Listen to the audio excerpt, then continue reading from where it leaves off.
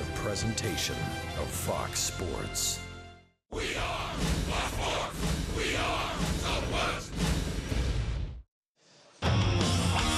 Tonight begins a stretch where your Rangers play 13 of their next 16 games right here at Globe Life Park. And there could not be a better way to kick it all off than having Cole Hamels on the mound. The Rangers ace has been everything everyone hoped for and more. An unblemished record and an example for many of the younger players to follow. The homestand gets underway with the first game of a 4-game series against Chris Davis and the hot Baltimore Orioles. The Rangers are home, and they're coming up next on Fox Sports Southwest.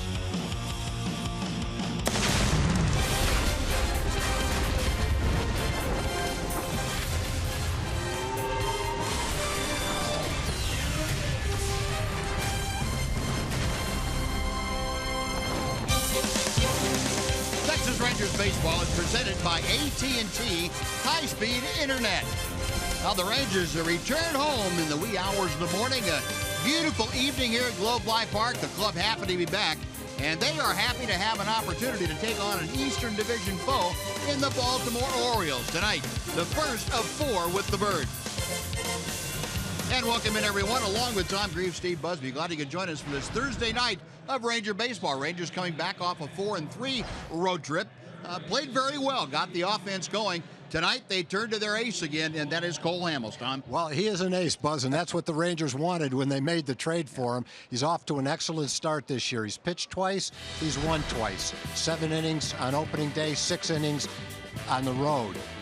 9 starts at Globe Life Park. He's undefeated, hasn't lost at home. A nice ERA, great opponent's batting average, great strikeout to walk ratio. So far this year in the first 2 ball games, he's had a good fastball and excellent pitches to go along with it. He's at the top of his game, and he'll need to be because the Orioles are really swinging the bats right now. That he will, and this is Cole's 3rd start, 3rd time now that he has matched up against the team's opening day starters. So a good matchup on the hill tonight. Couple of good offenses also going for the swinging for the downs here this evening at Globe Life Park. Ruben Odor and company getting ready to take things under wing as they take on the Baltimore Orioles. We're back with the starting lineup from the first pitch right after this.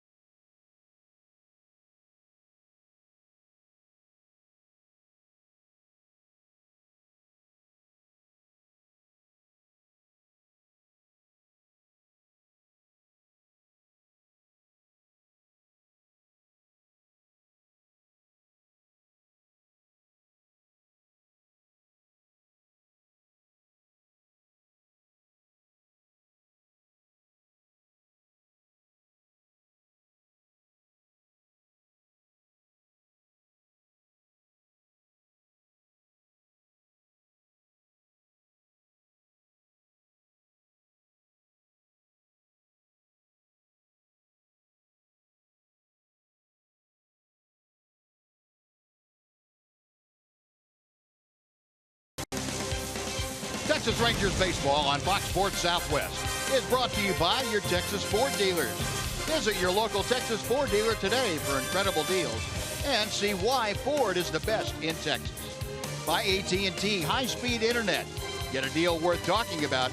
Get high-speed internet from AT&T. And by Southwest Airlines. Transparency, low fares, nothing to hide.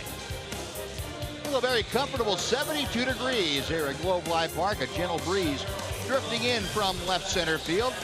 Rangers have taken the field. They are getting set to take on the Baltimore Orioles. And Tom's going to tell you about the Birds lineup tonight. Rule 5 draft pick Joey Rickard is the leadoff hitter playing left field. Manny Machado is at third base. Adam Jones is the third place hitter, followed by former Ranger Chris Davis. Mark Trumbo is the DH. Matt Wieters is catching. J.J. Hardy hits seventh. Jonathan Scope is the second baseman, and batting ninth, the right fielder Nolan Rimo. And a power-laden Baltimore lineup at that, facing Cole Hamels. Hamels making his third start. As I mentioned, all of his starts now have been against the opposing team's opening day starters. Against Felix Hernandez with Seattle, against Garrett Richards for the Los Angeles Angels, and now tonight against Chris Tillman and the Baltimore Orioles. Cole on quite a roll. He has won 9 consecutive decisions. He has won his first 6 starts in this ballpark. That's only the second time in Ranger history that that's happened. He and Yu Darvish are the two in that category that have won at least their first 6. Darvish won his first 7. Barry Zito, the only other pitcher to win consecutive starts. He had 8 consecutive wins as he opened up this ballpark. So we are underway in the first pitch as Joey Rickard is in for strike 1. Rickard, a Rule 5 draft from the Tampa Bay Rays, coming over to the Orioles in this past offseason. Off to a great start. He had a 7-game hitting streak snapped in Boston last night. Well, his major league debut, quite a flourish getting out of the box.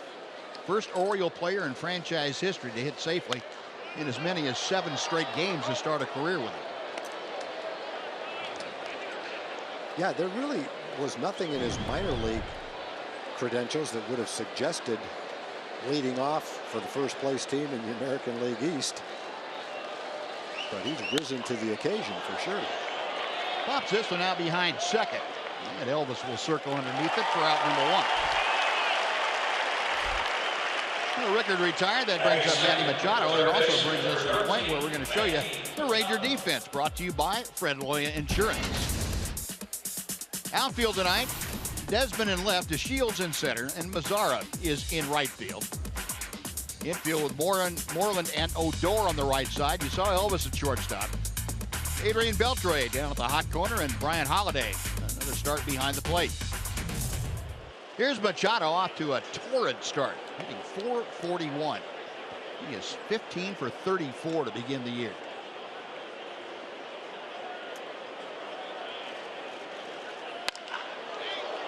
To right field, hit pretty well. Mazzara, though, angling toward the side and makes the catch. About 20 feet fair or so.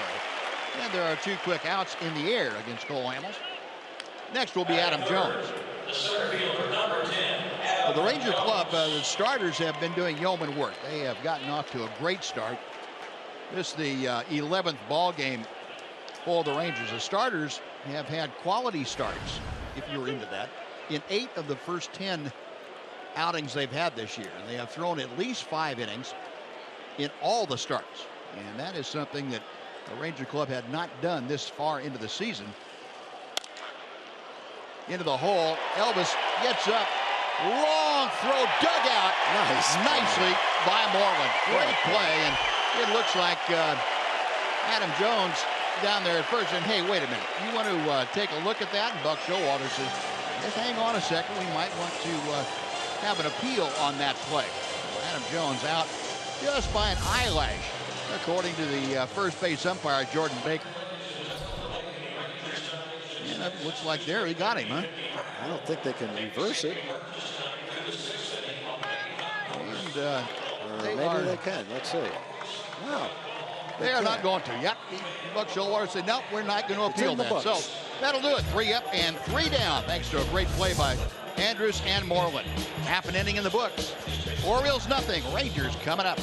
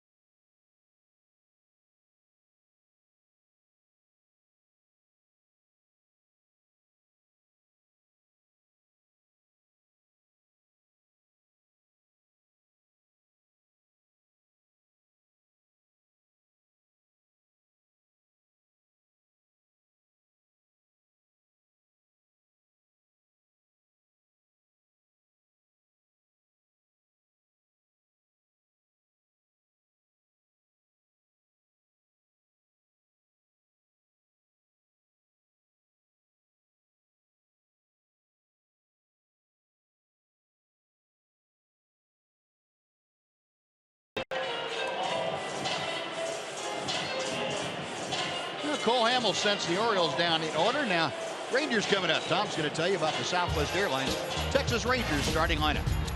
Leading off is Delino DeShields. Nomar Mazara, again, will be in the second spot. Prince Fielder and Adrian Beltre are third and fourth. Mitch Moreland is at first base. Ian Desmond will bat sixth. Rougned Odor is the second baseman. He'll hit seventh. Elvis is eighth. And the catcher, Brian Holiday, bats ninth. And that Ranger lineup will face the 27-year-old right-hander, Chris Tillman. 6'5", right-hander, fires, strike one to Delino DeShields.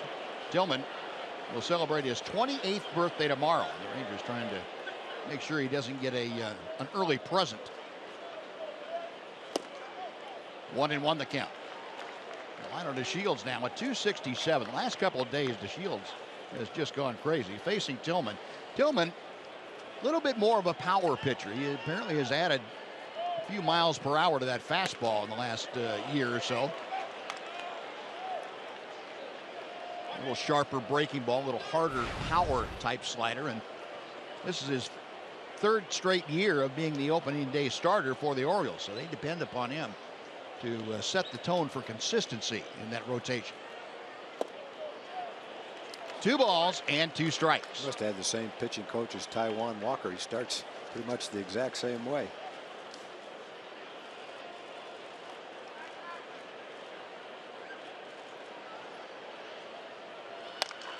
And Delino shooting that ball to right for a base hit. Big turn at first. Raimel gets the ball back in, and Delino DeShields is smoking hot right about now. 3 straight games he's had a base hit. Yeah, he's got his on-base percentage up above 40%.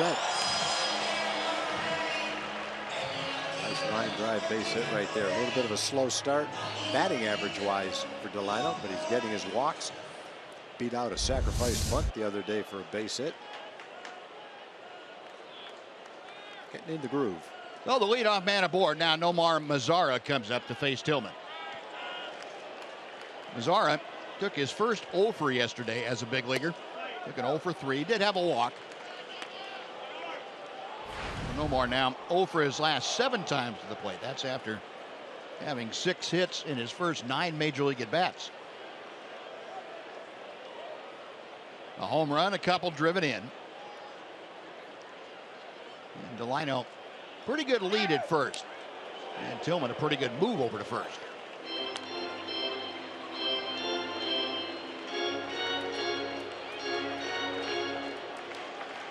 Mazara, the 20-year-old, he's still the youngest player currently at the major league level.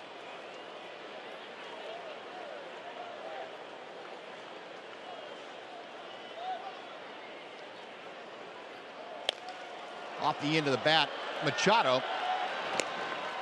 Excellent with a glove at third. He throws out Mazara into scoring position to liner to Shields. And he's got Fielder and Beltre coming up. Take a look at the Orioles defense, brought to you by T-Mobile.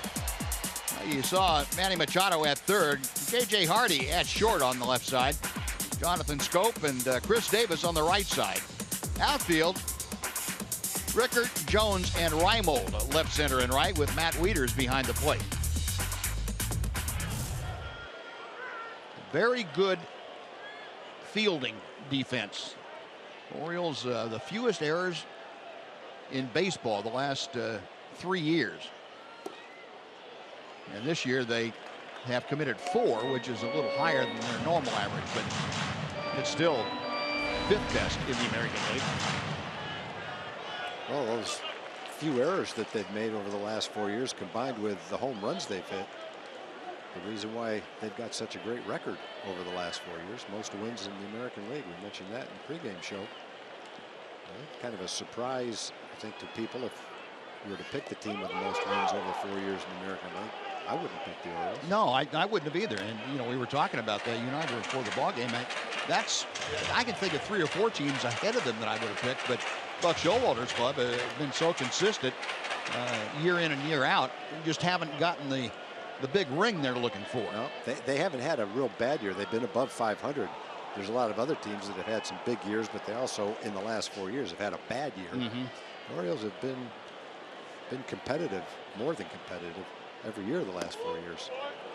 And Prince takes that pitch down and in. 3 balls and no strikes to Fielder. Tillman working carefully with first base open with the Shields at second. Fielder batting third. He'll be followed by the Ranger cleanup man, Adrian Beltre. Prince had an RBI single on a 3-0 pitch the other day in Seattle.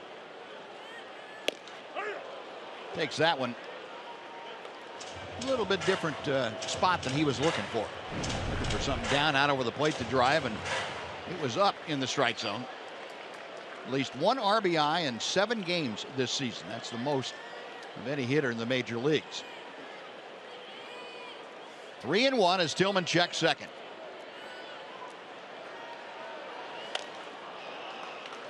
Now 3-2. Interesting, the Orioles not using the overshift with Tillman working to Prince Fielder. Saw both the Angels and Seattle Mariners really overshift against virtually every left-handed hitter the Rangers threw up there. Fielder and Moreland especially. But not the Orioles. Well, we're going to have some advanced metrics to show our fans tonight about the shift to kind of explain what you're talking about, Buzz. Slowly tapped out toward Hardy. He throws out Fielder. On to third goes to Shields. He's there with 2 outs for Adrian Beltre. Well, as long as you brought it up, Tom, we'll show the folks right now. We were talking, Buzz, that the Orioles don't shift against Prince Fielder. When you look at the batted balls last year versus the shift versus no shift, he actually hit better, 321, as opposed to 296 when there was a shift. And if you look at his numbers, where he hits the ball percentage-wise, it's really no different whether there's a shift or whether there's not a shift. Right. And, you know, those numbers aren't a secret. So what we were talking about before the game is if those numbers are available to everybody, why does a team put the shift on when he hits better with the shift on? The Orioles didn't, so maybe they're looking at the same stats we were looking at. And the interpretation of them for the Orioles anyway is, you know, we'll play it straight and see what happens. That ball is blasted to center. Going back is Jones. He pulls up on the warning track and hauls it in. Adrian Beltre, a 400-foot out, and the Ranger first comes to a close. No runs a hit and 1 man left. We'll move to the second. Rangers nothing, Orioles nothing.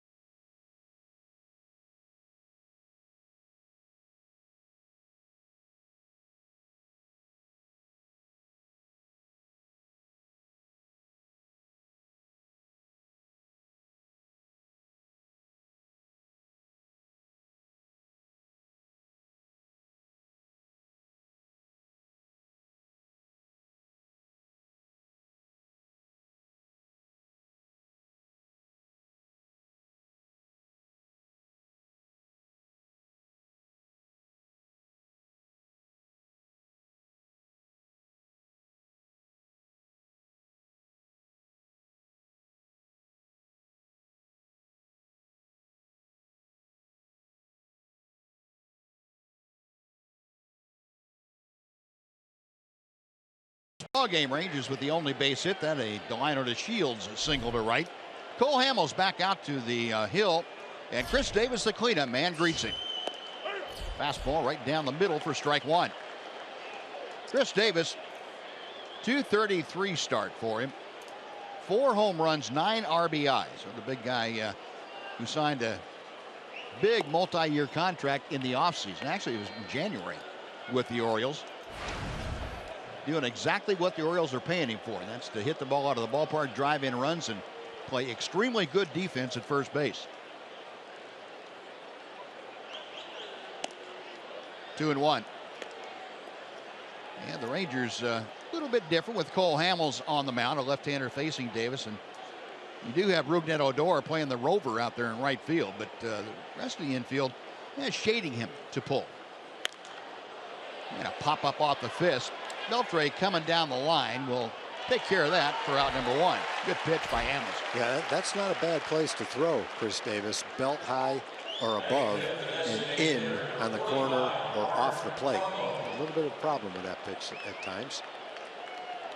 Well, one gone with Mark Trumbo coming up. We're going to welcome in Jim Knox. Hey, Knoxy. I appreciate it, Buzz. Glad to be back here at Globe Life Park. We have a special guest going on tonight. We got a big family, the Burkhardt family, coming in from all over. What's this about, Dina? It's our 4-brother family reunion. We're coming across from California to Georgia, and we're here to watch the Texas Rangers win. All right, there we go. All right, good to have you out here. Anything you want to say, big guy? Yes, sir. Go Rangers! I like that. There we go, Buzz. All right, Knoxy. California to Georgia, they're spread out all over the place. Mark Trumbo, one of the newer members of the Baltimore Orioles, signed in the offseason with him. Came over to trade, actually, from Seattle, but that was done in the offseason, and he's off to a terrific start. Couple of home runs, 5 RBI, a .406 average. He lines one deep to left field. Desmond going back after he started in, and Ian able to make up for a little bit of a misread. Well, Trumbo's hot right now. He's he's the epitome of a streaky hitter. When he's in a good streak, he can carry a team, and then he can go 50 or 60 at bats and get pretty cold. To start the season, he's swinging it. He almost overran that ball. Watch him right here. He's going to have to reach back on the other side of his head to catch it. Yeah, that streak that Ian went through in spring training in the first part of the year, where he didn't have any plays, and when he did, they were pretty much routine fly balls. That's changed for him. He's had some tough ones. Yep.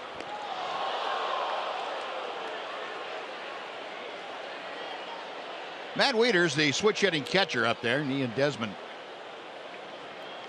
getting his feet wet as an everyday, primarily left fielder for the Rangers. Hard hit, but pulled foul, and Hamels in front of the count. No balls, 2 strikes. Matt Wieters coming back from spending a lot of last year on the disabled list. He had Tommy John surgery the year before and missed about half of 2015 trying to recover from that. 1-2. And he had some difficulties this spring, was in and out of the lineup a bit. Still trying to fight his way back to everyday playing shape. It's one of the best catchers in baseball when he went down with that elbow injury. Last 3 games, it's been a bit of a struggle for him. Just 1 for 12.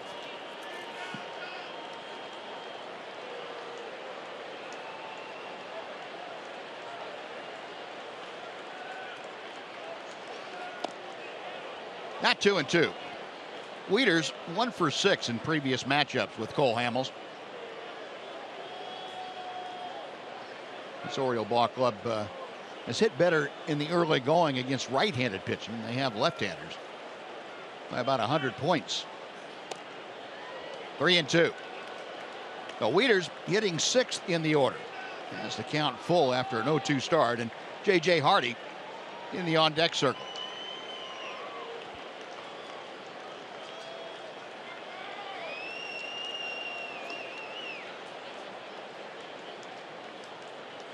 Payoff pitch from Hamels.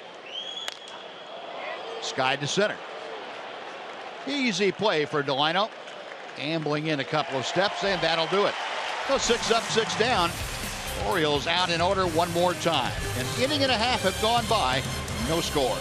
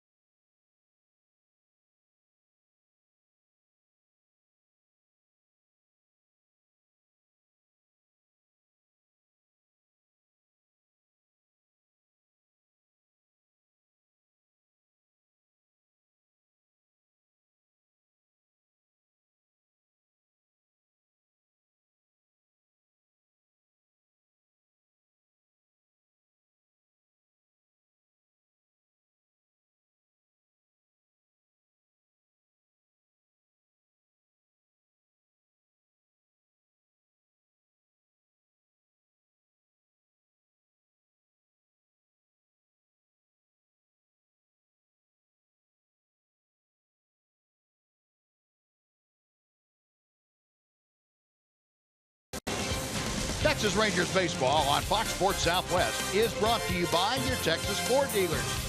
Visit a local Texas Ford dealer today for incredible deals and see why Ford is the best in Texas. A nice crowd on hand in this Thursday evening, a comfortable night. Mitch Moreland starting things off here in the Rangers' second. Chris Tillman deals ball one. Mitch stepping to the plate, hitting 194. He's 6 for 31.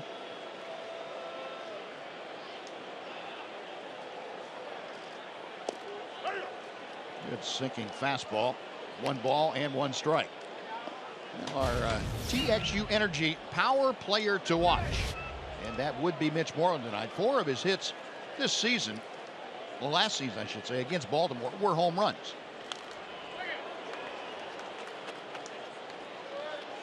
In fact, it was back-to-back games where Mitch had 2 home run games. Well, Mitch has had a couple of pitches to hit this year, more than a couple, and some great swings. He just hasn't quite connected yet. He's had some pitches out over the plate, taking great swings and fouled them back. Still trying to zero in a little bit. Out of play to the left. Still 1-2. Well, Moreland against Tillman. 2 for 7. He does not have a home run in his career, but he has driven in a couple of runs. Only Ranger in the club this year to have a home run against Tillman, Adrian Beltre. And Adrian didn't come too far from having one his first time up. Sent Adam Jones all the way back to the 404 marker to haul in his blast. 2-2 to Mitch.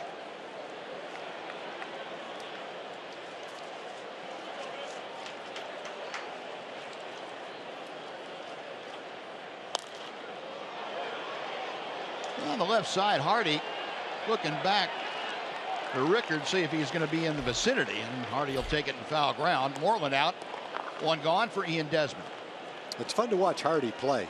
He's got some power for a shortstop, and he's a Gold Glover, and he makes it look easy out there. Very gifted defensive player. You got Machado going after that play? Oh, sorry. Oh, my God.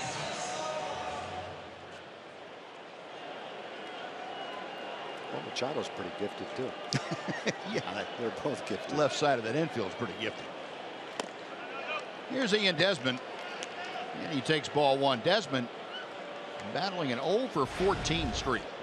Yeah, you're talking about the Orioles' defense, and their defense in the infield is really good. Machado has as much range. He's got a great arm. That hit ball right back to the mound. Hardy is a Gold Glover at shortstop and has been. Scope is a developing player, turns the double play great.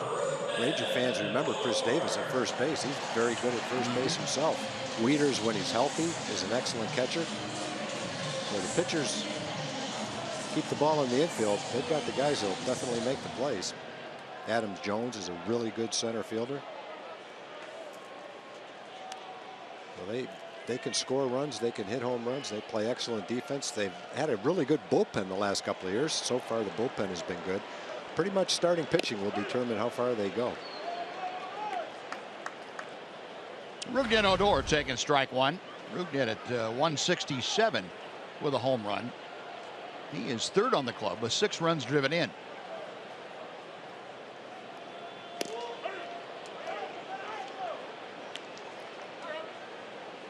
Oh, 2 now. It's a little bit different than yesterday's game. There were about 60 pitches thrown in the first inning between the two pitchers. They won't get to 60 after 2 innings in this game. No, probably not. Cole barely got to 20. Tillman's under 30. Rougned Odor, 16 home runs going back less than a year ago, June, when he came back from AAA. And Odor down swinging as Tillman gets a punch out, his first of the night. Rangers gone in order after 2 completed. Globe Live Park, no score.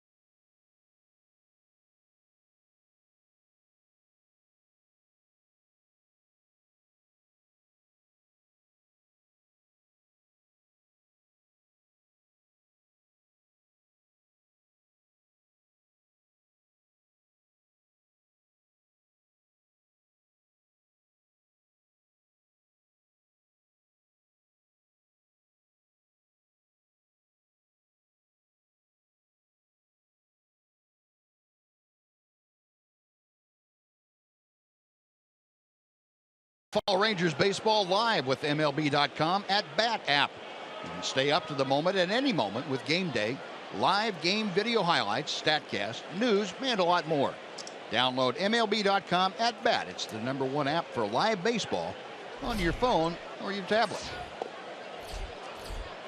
Now Cole Hamels out to work to the bottom third of the Oriole order. J.J. Hardy, Jonathan Scope, and Nolan Reimold. Hardy had a 2-home run game up in Boston day before yesterday for the Orioles. Well, it seems like every year he has a couple of streaks where he just goes crazy hitting the long ball. Last year was the exception. And he's been one of the most prolific home run hitters for shortstops in baseball the last decade. Yeah, you really don't look at him and see a home run hitter, but over a 3-year period, 11 through 13, he averaged 25 home runs. And you saw the graphic. 5 of his 6 hits this year have been extra bases. 2-2. That's popped up. The liner to Shields. Puts it away. It's a sixth ball in the air so far.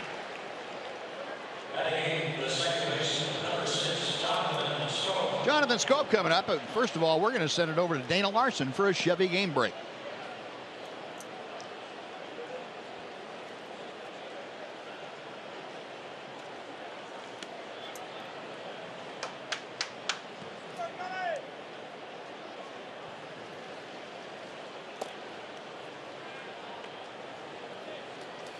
Wow. Thank you, Dana. That's pretty impressive. That's the way that guy's going to pitch. I'm glad he's doing it for the Phillies and not the Astros. You know, the Astros got rid of a few guys that Mark Appel and who was their #1 pick in that trade. Ago. Yeah. In that trade for Ken Giles. They also let J.D. Martinez go too. He's doing pretty well for the Tigers. Yeah. Sounds like this kid must have great stuff. I think we saw him last year at times, if I remember right. Yeah, I believe you're right. Yep. But he's got a mid-90s fastball and strikeout 16. He must have something else to go along with it too, like a great changeup maybe. Jonathan Scope swinging on 3-0 and fouled it back. These guys go for the downs, boy. They let their 8th place hitter swing 3-0. And Scope's got some power. He's hit double-digit home runs a couple times. Better than a third of his hits last year went for extra bases. And off the end of the bat, easy play for Rougned Odor. 2 gone. So Hamill's doing a good job of coming back from 3-0 count to get Scope. Now he'll face the #9 hitter in Nolan Reimold.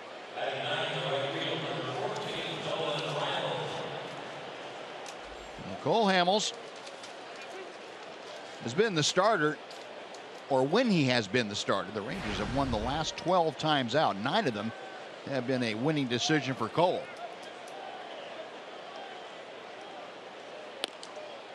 One ball, no strikes. The other day in Seattle, there were just a ton of foul balls. Today, the Orioles aren't fouling anything off. They're pretty much, if they swing, they're putting it in play. A lot of quick outs in this game. That's only the 32nd or 33rd pitch for Cole. Throwing mostly fastballs so far.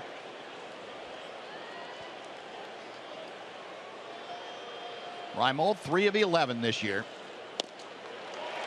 Cole pulling the string on that one. That's a changeup. Yeah, a couple of them.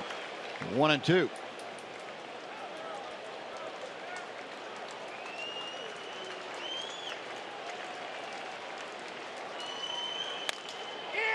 That one's popped into shallow right. Going out Odor, coming on Mazzara. It's going to fall in. And going for second is Reimold. The throw not in time. He is in there with what will probably be a double. As a matter of fact, it will be a double.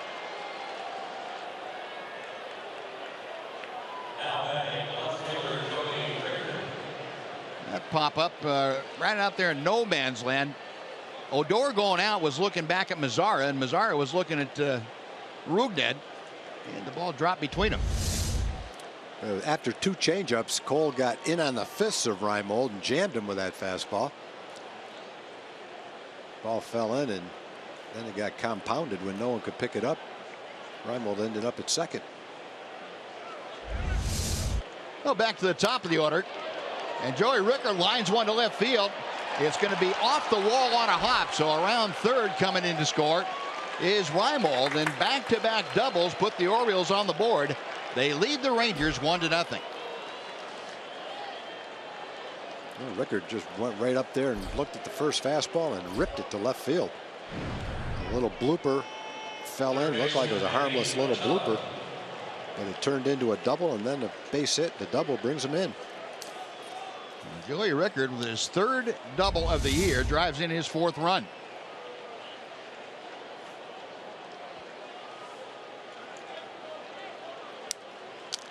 Now Rickard out at second with 2 outs. Manny Machado comes to the plate.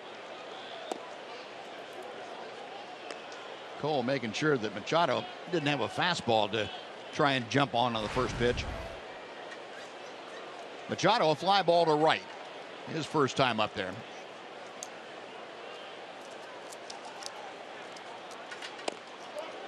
Good pitch under his hands. 1-1.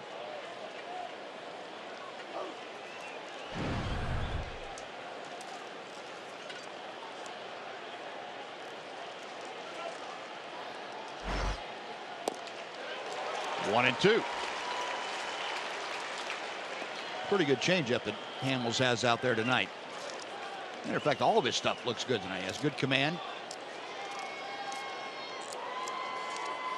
Trying to dispose of Machado and keep the damage down to 1 run. Beltre had tough hop. He recovers now. Now they've got Rickert. That's one way of doing it. Yeah. Adrian's going to have a hard time if he had to throw across the diamond to get Machado, but Rickert straight too far, and they got him. Orioles are run on 2 hits. They lead 1. 2.5 in the books. 1-0 Baltimore.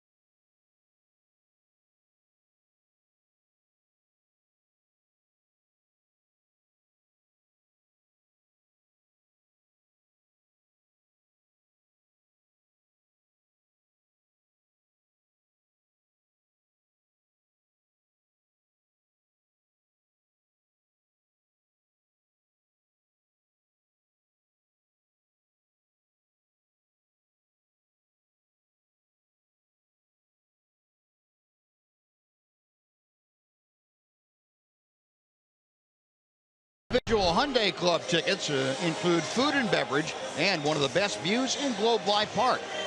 Individual tickets are available in the Hyundai Club for select games in this homestand, including tomorrow night and Sunday and Tuesday and Wednesday. Hyundai Club tickets are available at TexasRangers.com, or you can call 972-RANGERS. Elvis Andrus to lead things off against Chris Tillman. It'll be Andrus, Holiday, and DeShields here in the Ranger third. Baltimore on top 1-0. Elvis stepping in, hitting at .357. Had yesterday off, and he has been one of the hotter Ranger hitters. Also enjoyed hitting against Chris Tillman, 5 for 13. That's a .385 mark. Tillman pulling the string on a breaking ball, and the count evens at 1-1.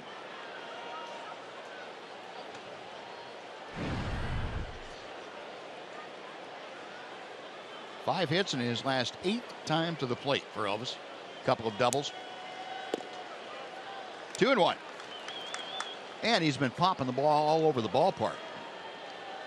Pulling some pitches to left and hitting line drives to right, especially into the right field corner, those 2 doubles. 3-1. Well, Elvis trying to get aboard to start this Ranger third inning. The number 9 man, Brian Holiday, the catcher, is in the on-deck circle.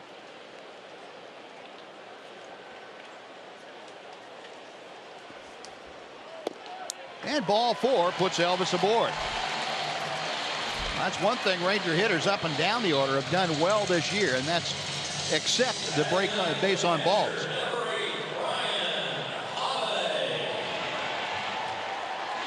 They are 4th in the American League coming into play tonight with 29 walks. And that's even having just 7 the last 5 games. So here's Brian Holiday, 2 for 12. The TCU ex and Fort Worth resident. Grew up in Dallas. Does have a little bit of a history with Chris Tillman, 1 for 5 in his career.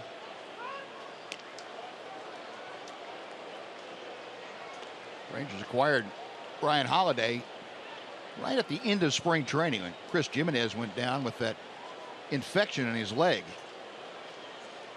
Rangers fortunately able to wrest Brian Holiday away from the Detroit Tigers. Yeah, it turned out that was a pretty important acquisition when Robinson Chirinos got hurt. It's nice to have an accomplished defensive catcher, a guy like Brian with big league experience, available to make that trade. He's got a great opportunity to get a lot of playing time.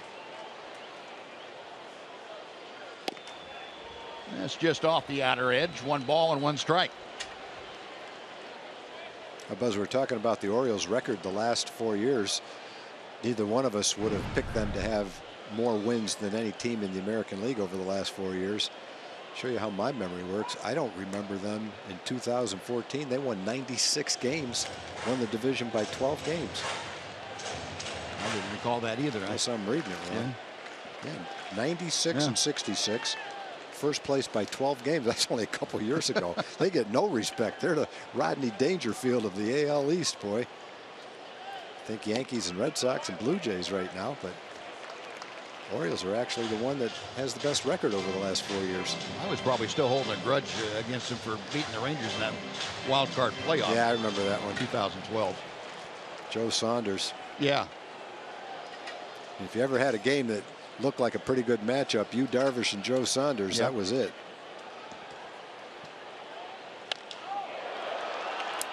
Left center field. Rickard comes on to make the catch, and back to first goes Elvis. So Holiday skies out. Now back to the top of the order for Delino to Shields.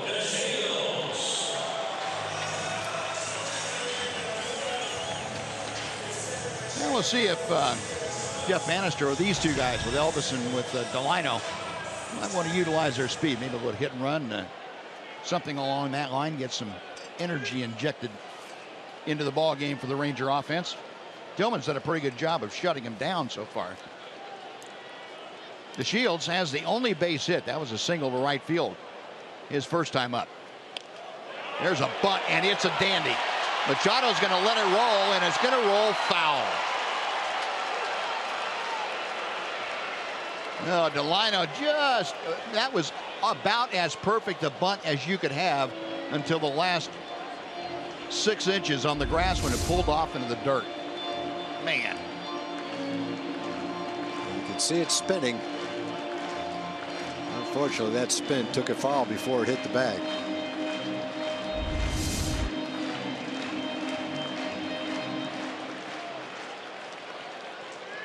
Oh, Delino back to the play. Machado heaving a sigh of relief. Thank goodness that thing wasn't fair. 0-1 to the Shields.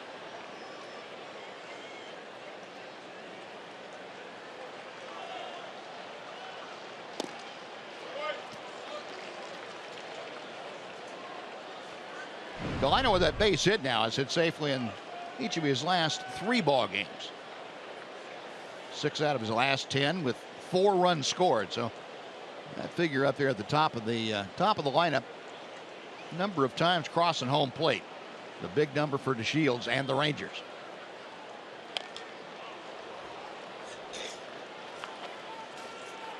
One and two.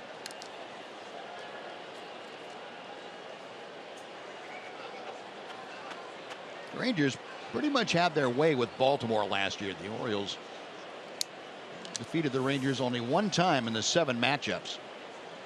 Rangers won the last 4, including all 3 here.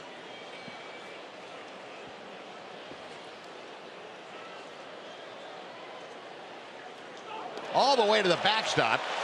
And down to second goes Elvis. A big turn as that ball ricocheted almost down to third. That would have been a pretty good race. Elvis trying to get to third before the ball got there. A wild pitch as Anderson scoring position.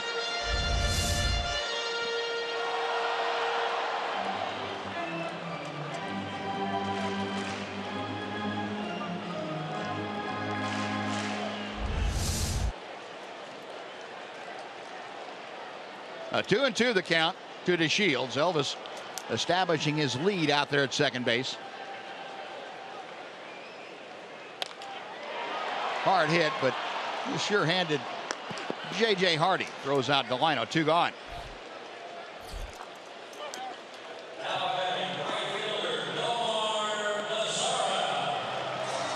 It'll be up to Nomar Mazara. If the young man can get Elvis in from second base. Mazara tapped out to third back in the first inning.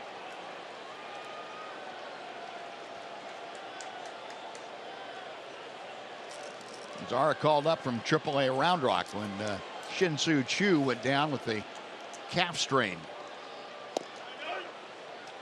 0-1.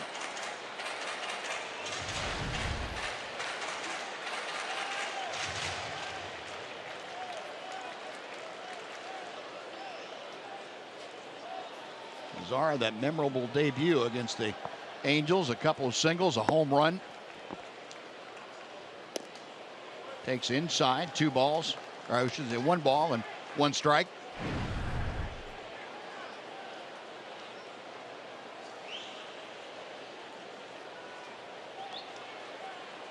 The highs and lows of the first 5 games of a big leaguer. Looped into center field. Coming on is Jones. He can't get there. Elvis around third will score. Nomar Mazara. A looping RBI single, and we are back dead even. It's 1-1. Well, both teams used the blooper in the 3rd inning. The blooper got the Orioles the first base hit. He was driven in with a line shot. Rangers used a walk, and then the blooper by Nomar. Well, got him off the handle. Pitch is out over the plate, too. Maybe hit him off the end of the bat. Whatever it was a little blooper. Fell in front of Adam Jones, and that's a run and an RBI. It was well placed. Yes, it was. Now here's fielder now with Mazara at first.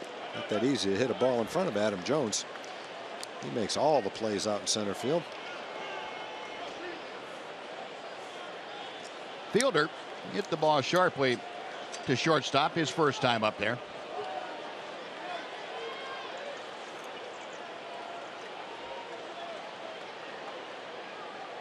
Tillman a long look at first, and fielder skies one to left field. Joey Rickard coming on, puts it away. That will do it. But the Rangers come back to tie it. They get a run on a hit and leave one after 3. Rangers 1, Orioles 1. Fox Sports Southwest.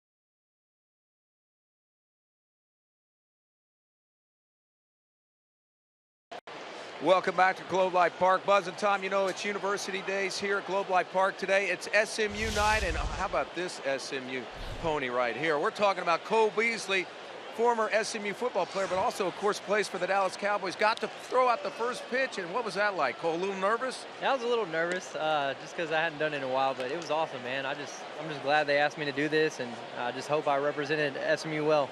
Now, you grew up in Little Elm, so you're a Ranger fan. I know that, but you also played baseball. What positions? I played pitcher and shortstop. Any aspirations of being a pro baseball player? No, just because I knew what I wanted to do at a young age. Early in elementary school, I was telling my dad I was going to play pro football, and that's what I got to do. So, all right, there you go. Well, you got to hang out with a lot of the SMU fans out here tonight, and also Ranger fans. So you're having a pretty good time. Oh yeah, having a great time. I got all my family with me and a bunch of friends. You know, eating some food and watching the game. It's a blast. All right, there you go. One other quick question. Let's see, draft coming up. Cowboys pick 4th.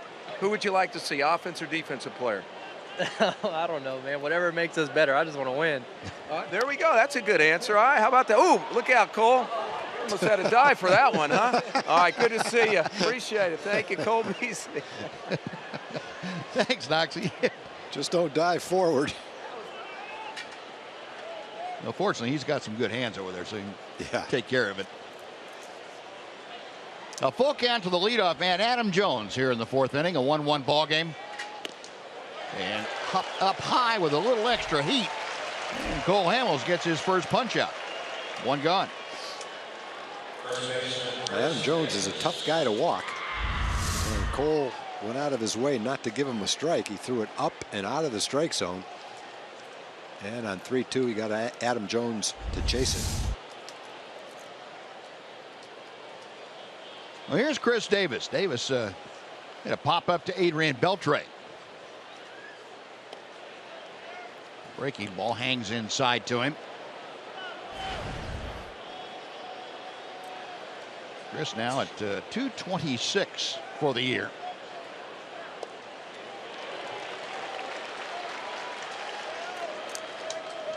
One and one.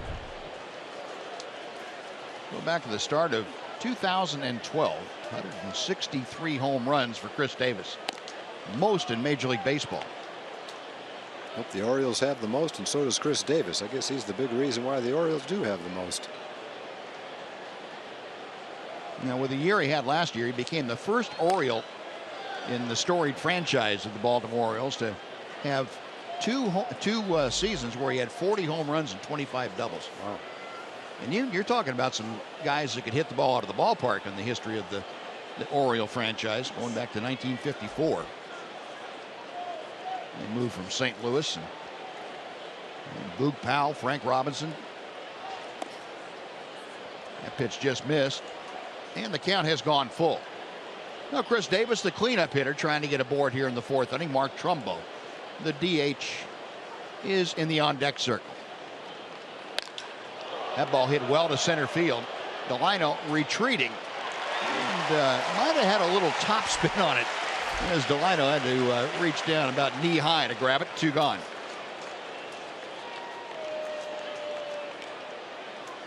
Now looking at Cole, well, he's the subject of our Kubota power stats for tonight. Average through the lineup the first time through, a 250 average and 3 runs given up. That's this year. It gets better. 133 the second time, 182 the third time for Hamels. Now once he gets it dialed in, and I would imagine you'd see numbers like that for a lot of very good pitchers. Number 1, number 2 pitchers on a team, is that they get better once they get settled into the game. That was definitely true in the opener. He gave up a couple of solo home runs early in the game, and then just shut down Seattle for the last 4 or 5 innings to get that win. A close ball game, went 7 innings to get the win. That ball's hit well to right field off the bat of Mark Trumbo. Deep to right center, it's gone. Trumbo showing you great opposite field power as he rifles one into the Ranger bullpen. For Trumbo, his 3rd home run of the year, the Orioles take a 2-1 lead. Trumbo's hot right now when he's swinging the bat. He hits a lot of pitches because he doesn't walk very much either. He can hit the ball out of the strike zone very well. That pitch looked like it was up and away, maybe not a strike. Take another look. And the top of the strike zone, middle of the plate. Yeah, that was a pretty good pitch for Trumbo. Who showed his power lining that into the bullpen. So for the Orioles, their 15th home run as a team this year. And Trumbo, as we mentioned, his 3rd round tripper. And Matt Wieters with the foul ball has a count of 1-1.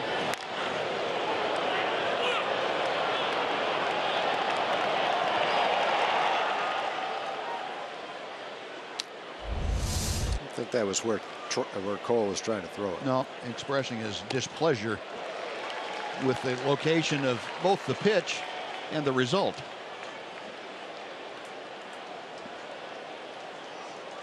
Trumbo, a great acquisition for the Baltimore Orioles, and well, he's one guy you know is going to get off to a good start.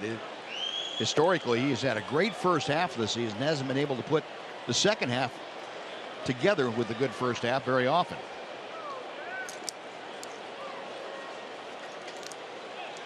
Two and two now the count to Matt Wieters.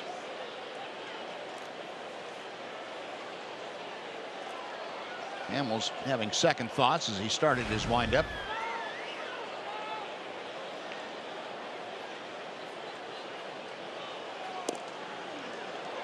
Full count. Now Wieters, the 6th hitter in the Baltimore order.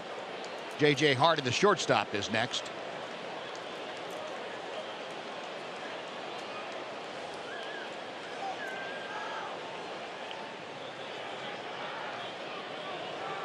Part of the game now. Brian Holiday is going to go out and ask Cole Hamels what he's thinking. This is an area in a game where a starting pitcher going through the lineup for the second time will all of a sudden change the feel of the baseball, how he feels about himself, what's happened lately.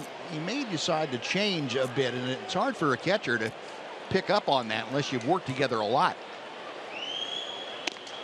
And that's inside for ball 4. Wieters able to work the walk with 2 outs, and Hardy coming up. Shortstop J.J. Hardy.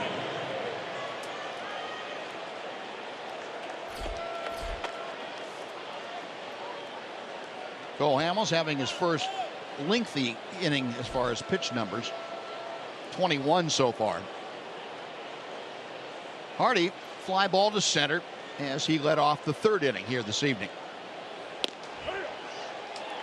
Belt high strike, 0-1.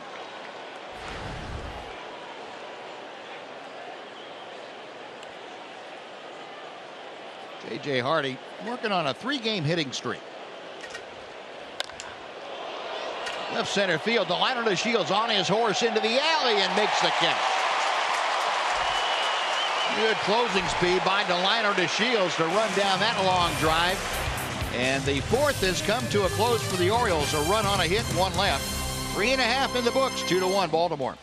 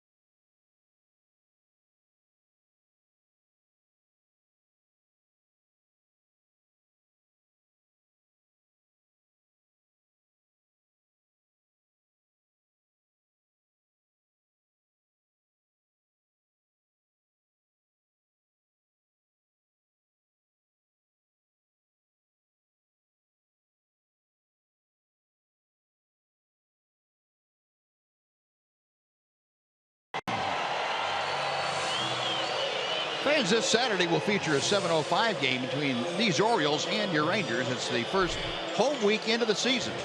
The first 15,000 fans, 14 and older, will receive a Texas Ranger pullover jacket. That's courtesy of Globe Life. Get your tickets, TexasRangers.com, or call 972-RANGERS to secure your seats. Now the Rangers come to bat here in the bottom of the fourth now, trailing once again, this time 2-1.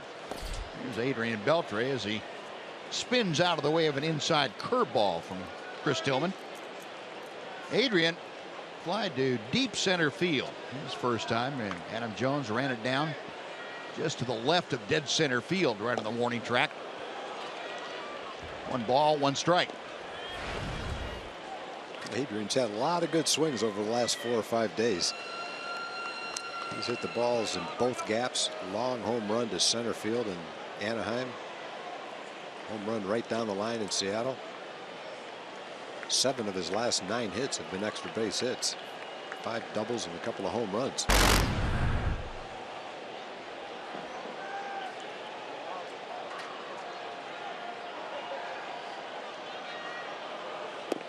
2-1. Yeah, you know, Tom, you'd mentioned kind of taking Adrian back to the last half of last year when he got on that roll and just didn't let up. This does look very much like the way he was swinging the bat then. Yeah, a lot of hard hit balls every time he goes to the plate. Look at that pitch. Just missed. Yeah, I can't remember exactly what the numbers were, but it was something like 60 runs batted in the last 55 or 60 games. That might be as far outside as we've seen in a while. Yeah. Tillman standing out there and saying, how could he take that pitch? That ball would have bounced about 2 feet behind a left-hand hitter. Adrian calling time just to make sure. And a tapper foul, 3-2. Yeah, Adrian was hot last year at that time, and there was a number of other guys that were hot too. Shin-Soo was just about as hot as Adrian.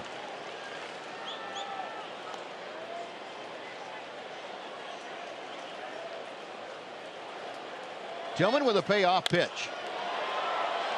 Shallow right center field. Reimold coming on. 1 gone for Mitch Moreland.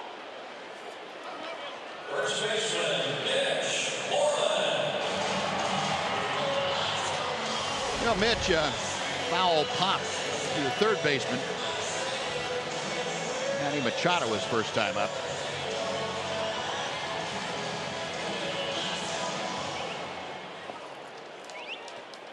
Brief talk with Tillman listening to Matt Wieters.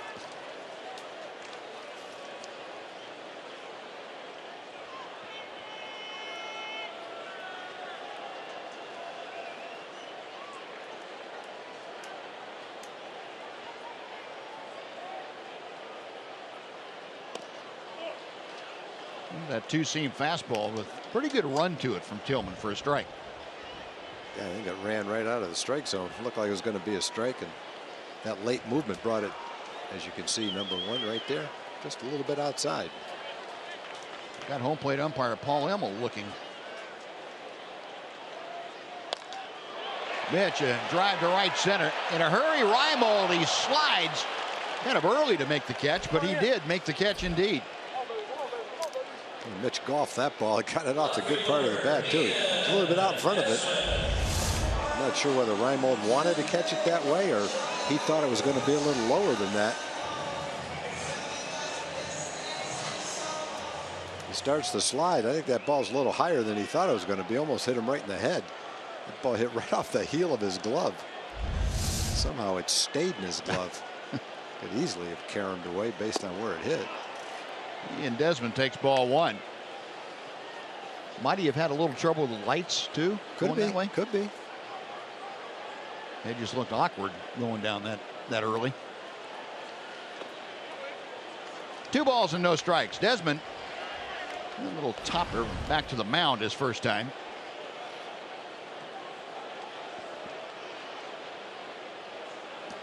That average now for Ian right at 100.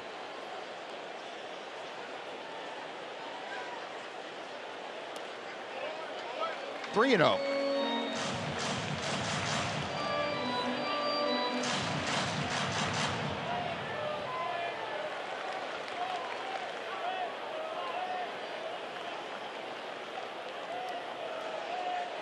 Tillman has given up 1 walk tonight. And he fires a strike. 3-1 to Desmond.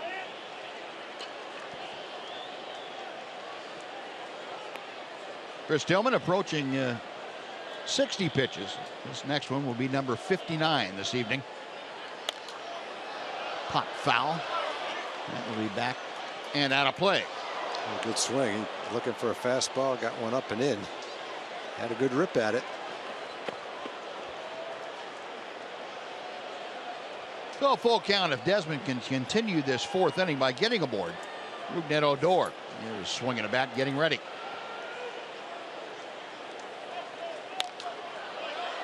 Another pop foul. That's over the Ranger dugout. 3 pitches in a row right there.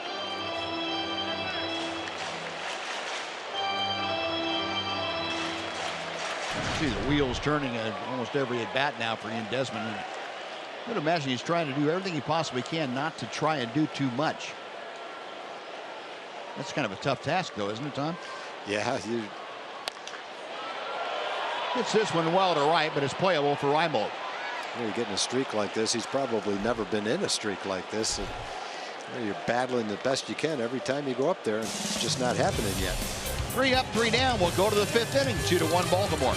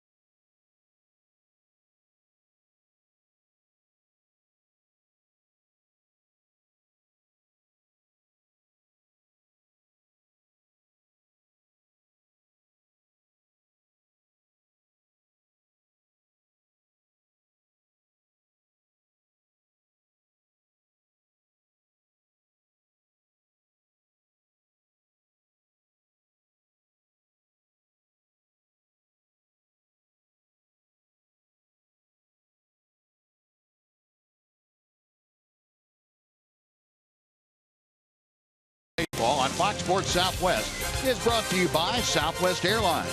Transparency, low fares, and nothing to hide. And by Mazda. In every car we make, you'll see why driving matters.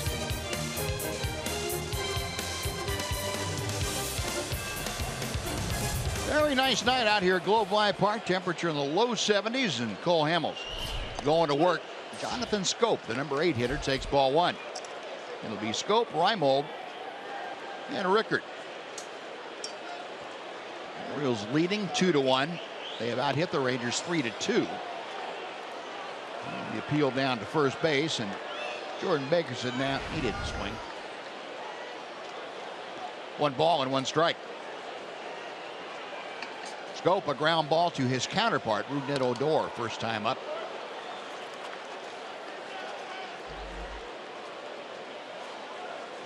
Scope, kind of a tall, rangy second baseman. Doesn't really look like a middle infielder. No, he doesn't. The classic middle infielder.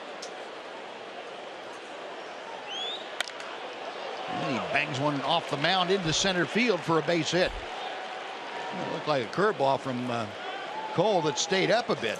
And Scope took advantage.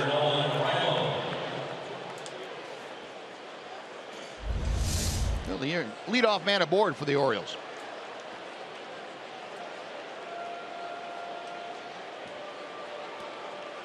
Yeah, Scope's a pretty good guy batting down at the bottom of the order because he's got some power. He's hit 15 or 16 home runs a couple of times. Still a young, developing player. First pitch in at the shoe tops of Nolan Reimold. 1 ball and no strikes. Reimold looped in a double to right field with 2 outs in the 3rd inning, and that got the bad stuff started that frame. It was followed by a ringing double from Joey Rickard. 1-1.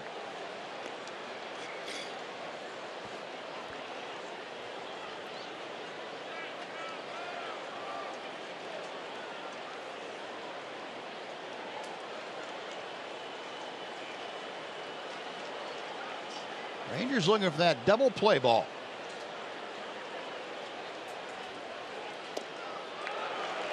One and two.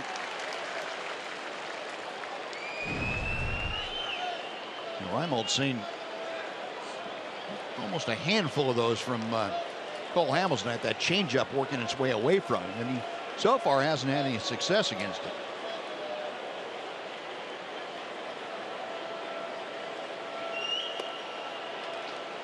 Able to lay off at that time.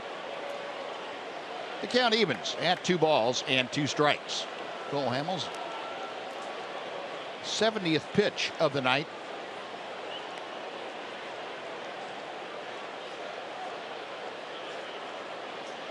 And he's ready for number 71. Hit well to left field. Desmond going back. Still retreating. Leaps up. He can't get it. It's off the wall. Scope had to hold up, so he will motor into 3rd base, into 2nd with a double off the base of the wall is Nolan Reimold.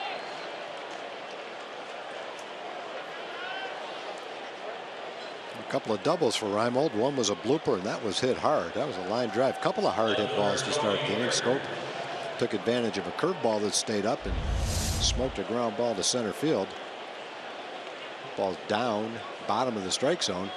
And Reimold stays right with it and hit it well just past the glove of Ian Desmond. Well, he got high enough. Ball was just a little bit to the other side of the glove. Well, 2nd and 3rd, nobody out at the top of the order for Baltimore now. And Joey Rickard fouls it off on a check swing. Reimold, his 3rd double of the year. 3 out of the 5 hits that he has had have gone for extra bases. Over at 3rd, Jonathan Scope. Rangers playing the infield back with nobody out. A ball and a strike.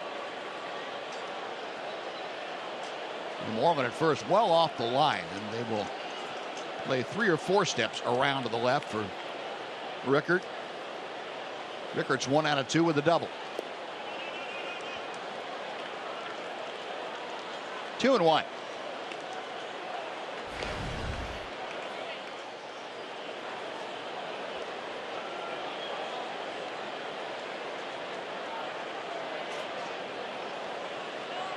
Joey Rickard now 11 out of 33 for the season.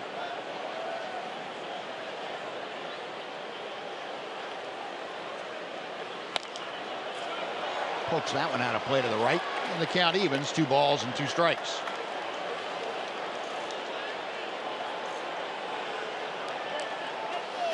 Cole trying to come up with a pitch to get a strikeout right here. Ground ball scores a run. Fly ball scores a run.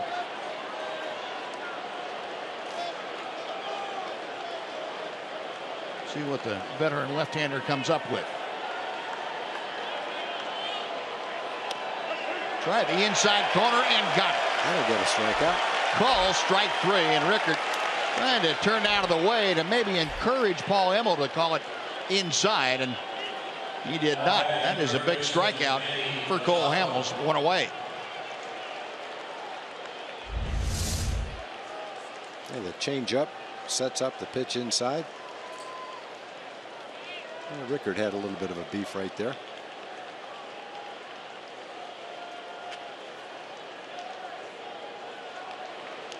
But as a young player, he didn't beef. He just went back to the dugout. Probably like a young player should.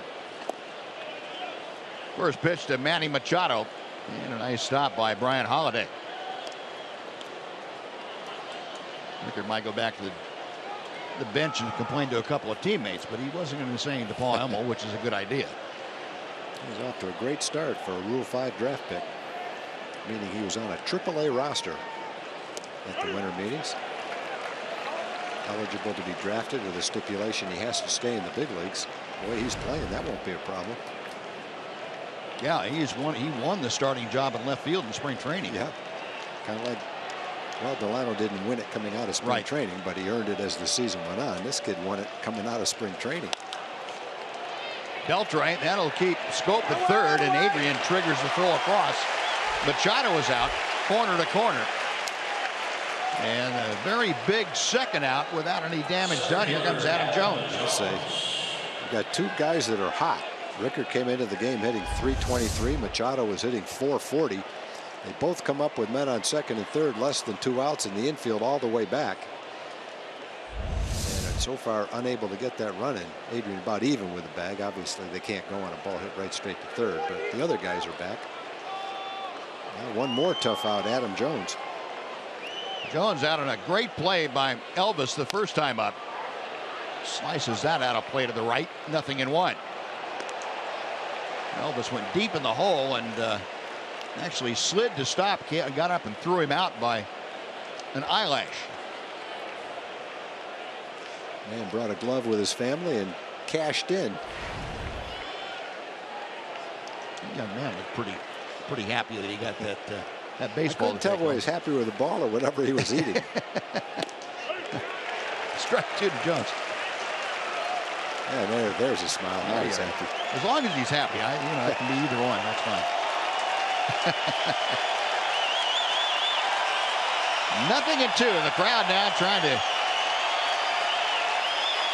get their support behind Cole Hamels.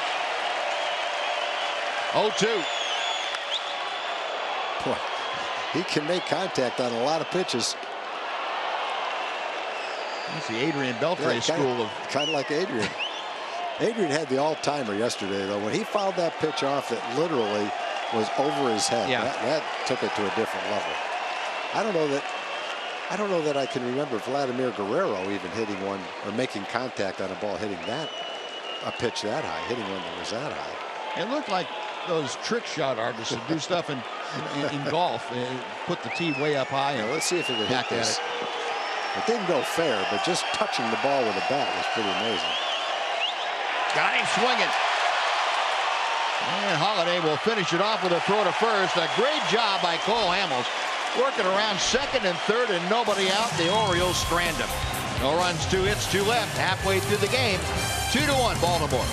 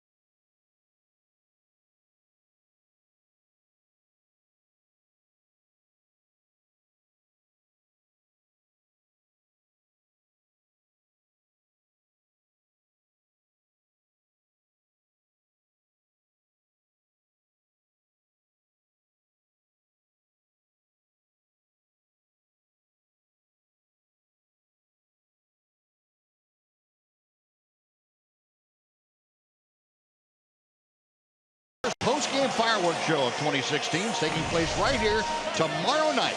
Follows the Orioles-Rangers game, and it's courtesy of TXU Energy. Fans using the online coupon code FIREWORKS can get tickets for just $15. Visit TexasRangers.com to get your tickets for a Friday night tradition. Well, let's see if the Rangers take a little of that mojo in that Cole Hamels created by working out of that jam and turn it into some offense. And a night where the hits are hard to get. That was huge for Cole to get out of a second and third no-out jam. That was some great pitching. Rougned Odor shooting one out of play down the left side. He's now down on the count 0-2. That ever applied it? Can you remember in a ball game where that applied to when you played in, where the pitcher got a strikeout or got out of a big jam and immediately it turned into you guys swinging the bats? You know, I can't remember one in particular, but how about Odor swinging looks the like bat? it might be happening right here. Yeah. Rougned decided that's true. He's going to stop at second. Well, the tying run now in scoring position with nobody out as Rougned Odor plasters a double into the corner. Yeah, I can't remember a game where it led to that, but I do remember plenty of times where Fergie Jenkins, Gaylord Perry are pitching in a pitcher's duel. The other team's got a rally going. They make some great pitches, get out of an inning, and you definitely come off the field pumped up and with a lot of energy.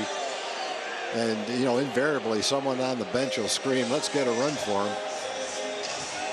But you didn't have to yell that when Gaylord was pitching. Gaylord would yell at himself.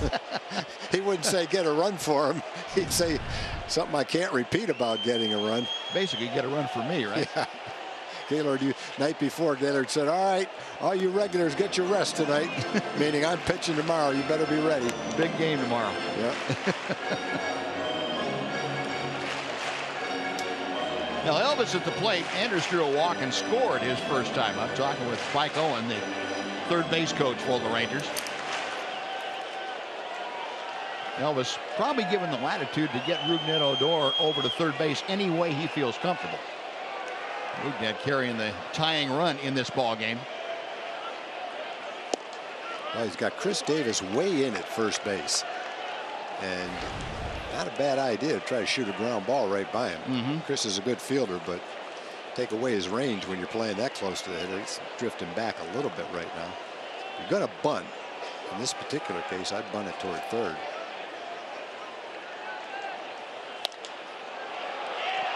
Into the hole, and now Rougned caught off.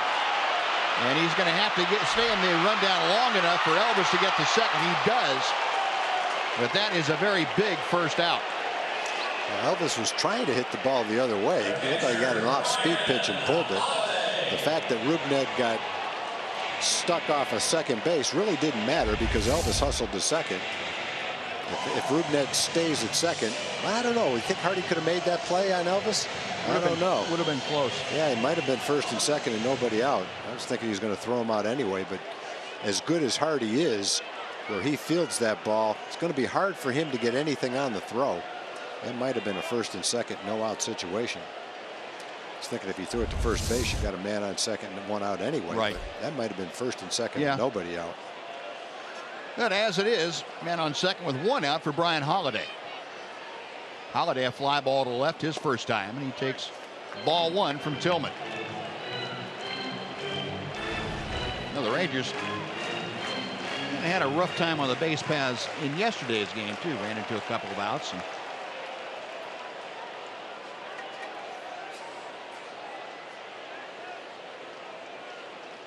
one-oh pitch.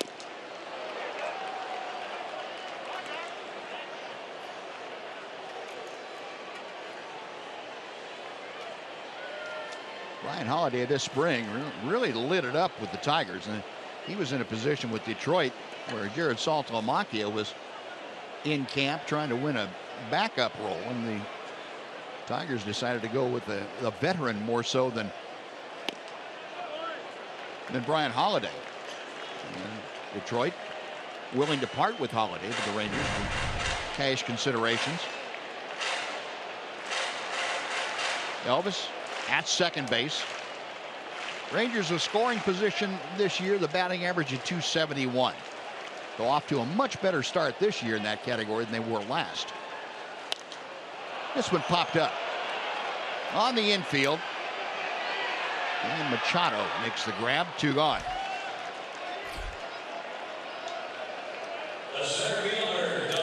And before Delino steps in, let's send it back over to Dana Larson for a Chevy game break.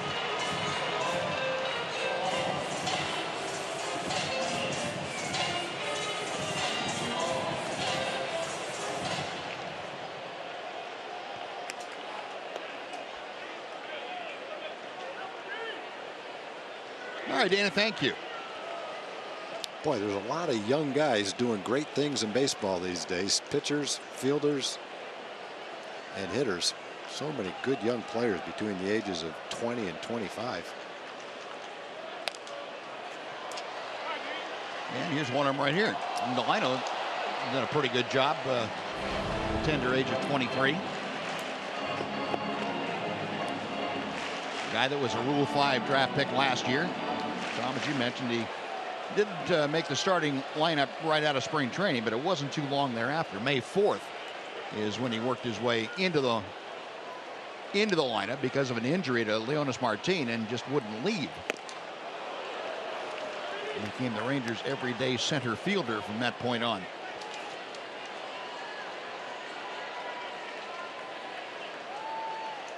Down in the count here, no balls and 2 strikes.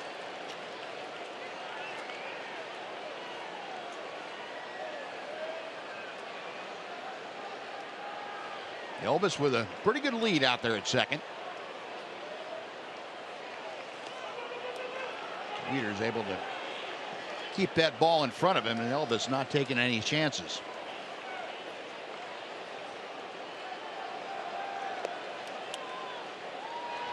Matt Wieters very agile behind the plate, but also with the size that he has, he provides a great target. A lot of pitchers like to have a big catcher back there. They feel like if you just get his throw to his body, it looks like you can get a strike anytime you want it.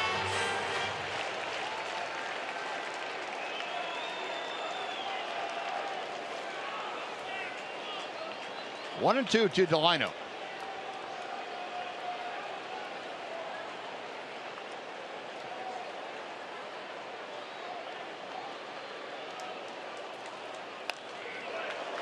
We'll try it again. Tillman reaching back for a little extra. He's pumping up a couple of miles an hour and gotten into trouble.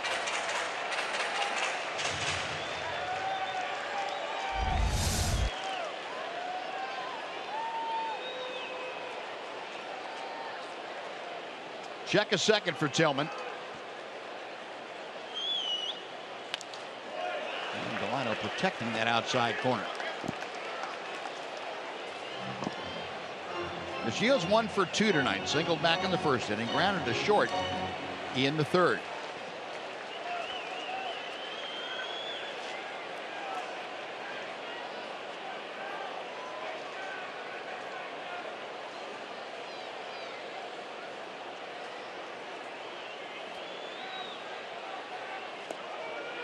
And again, a pitch in the dirt. 2-2 the count. Well, Elvis with his secondary lead. The 2 pitches in the dirt, had they gotten off to either side of Wieters just a little bit, Elvis would have taken off for third. He's the best in the ball club at anticipating that ball in the dirt and getting a great jump when it caroms away just ever so slightly from the catcher.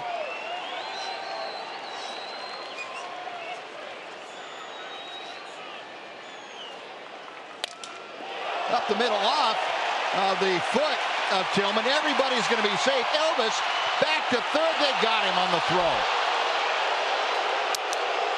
Oh, my. An infield single for Delino to Shields. Elvis caught rounding third just a little bit too far, and we're going to hang on here for a second. Jeff Bannister out of the Ranger dugout said, wait a minute, we might want to challenge that. Here's what they're going to take a look at.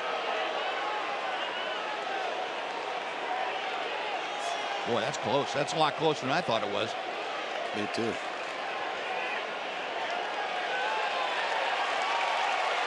Well, they're going to issue the challenge now. The call on the field is out. And again,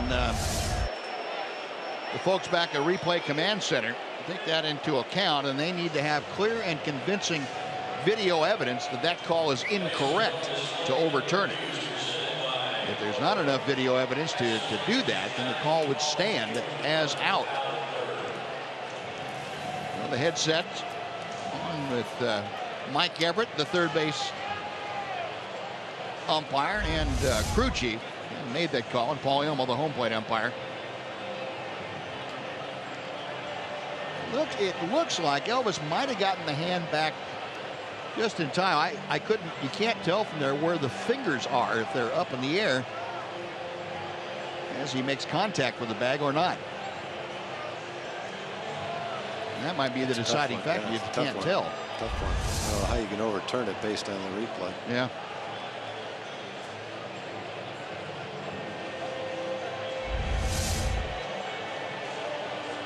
A little bit different angle. Elvis reaching between the legs of Machado. Yeah, I don't think it's going to get. I don't think it's going to get overturned. Yeah, they're taking plenty of time back in New York.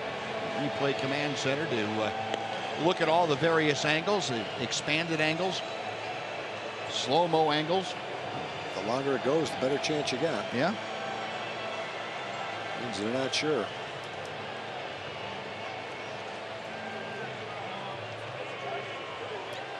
What do we have? Three of them yesterday, didn't we?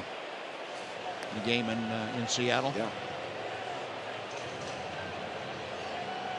We had one take 3 minutes and 45 seconds, and one took 35 seconds. When it takes 35 seconds, you can pretty well figure that it's very decisive what the video showed. But they're taking the time here to really pour over the video input that they have.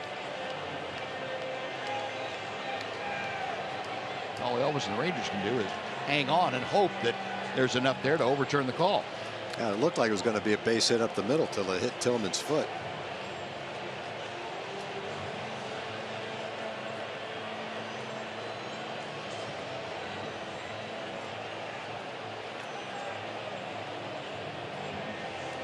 And headsets now coming off. And the call is out at third. No. Elvis caught rounding the bag too far. The Ranger fifth comes to a close. No runs on 2 hits and 1 left after 5. Orioles 2, Rangers 1 on Fox Sports Southwest.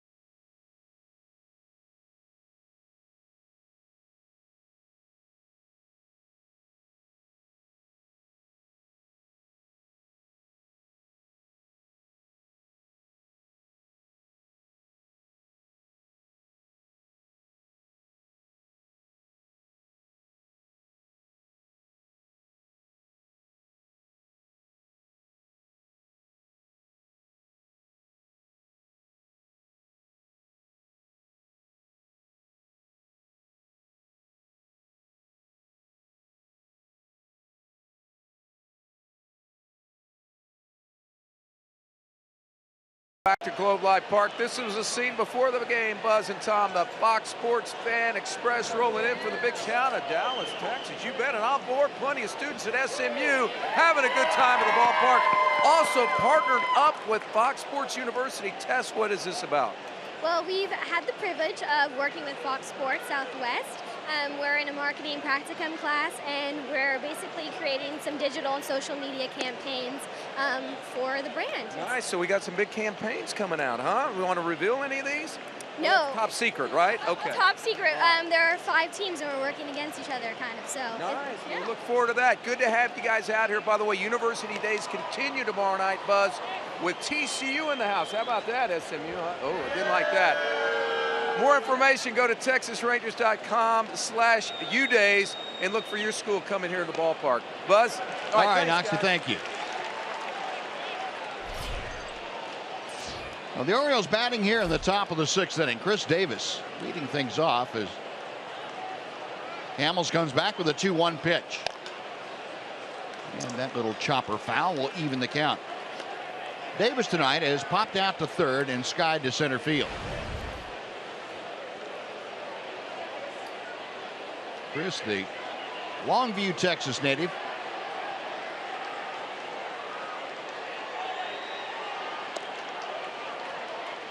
Three balls, 2 strikes. Davis hitting 4th to be followed by Mark Trumbo.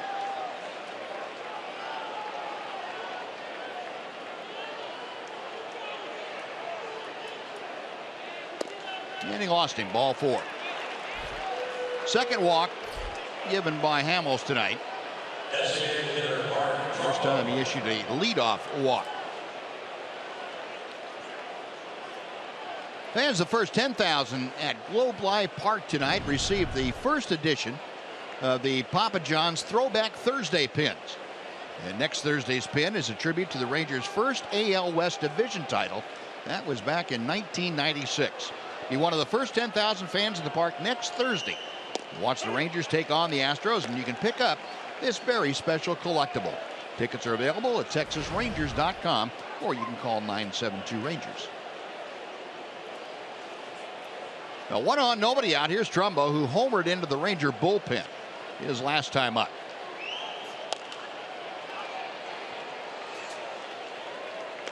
Nothing and 2 as Hamels jumps out in front of Trumbo. Trumbo will definitely expand the strike zone.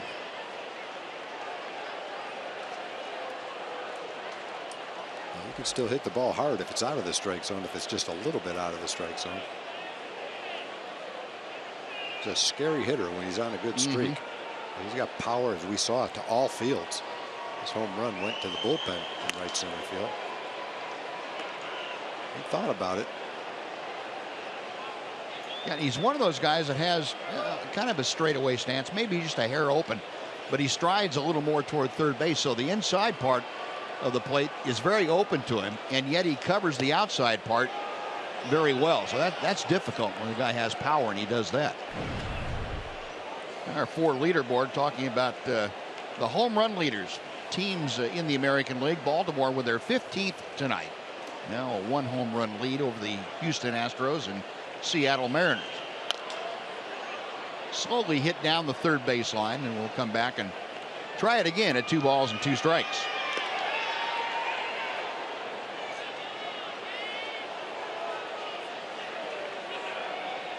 And most of the time you get a power hitter up there and you figure, okay, I can go one side of the plate or the other. He's probably not going to have power on both sides, but a guy like Trumbo does. And when he opens up that front side, taking that first step, it's a scary proposition to think about throwing a fastball in there. Because if you miss, you say that could go a long way. 3-2. Well, for the second straight hitter now, Hamels has gone to a full count. Trumbo hitting 5th. Matt Wieters, the catcher, follows him in the order.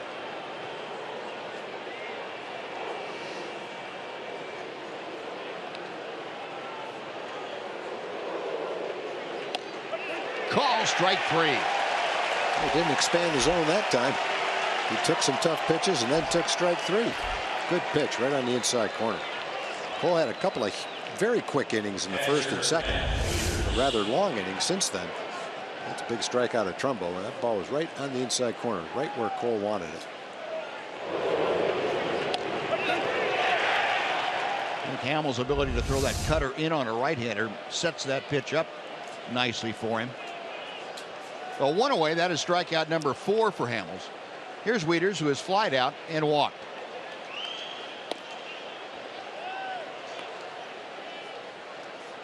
1 ball and no strikes. Wieters currently hitting an even 200. 6 runs driven in.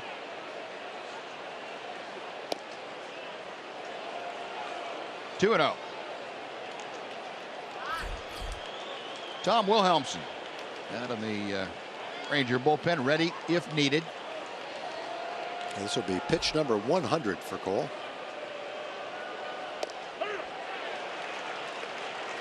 And it is a strike on the inside corner.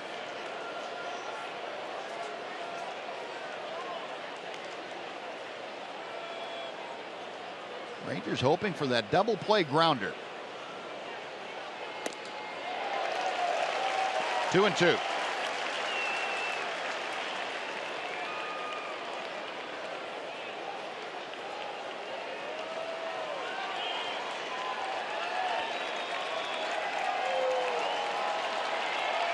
And again, the crowd starting to make some noise to get behind Cole Hamels. 3-2. All 3 hitters in this inning have gone to full counts against Cole. Matt Wieters the latest. He is the number 6 hitter. J.J. Hardy, the shortstop, is next.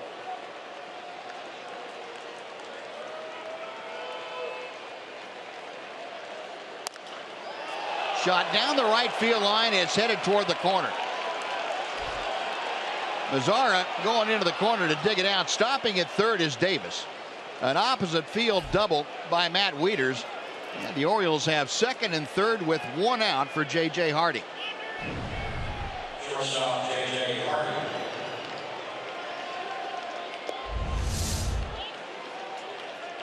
Pitch down, probably out of the strike zone. Looked like a kind of a 3/4 swing. Pitch well out of the strike zone, as a matter of fact.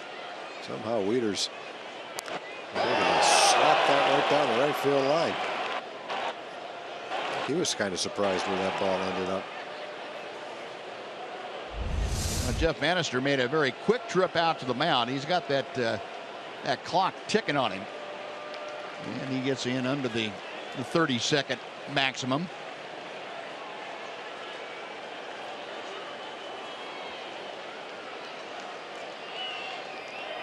Setting up the defense, trying to decide what Cole wants to do with Hardy.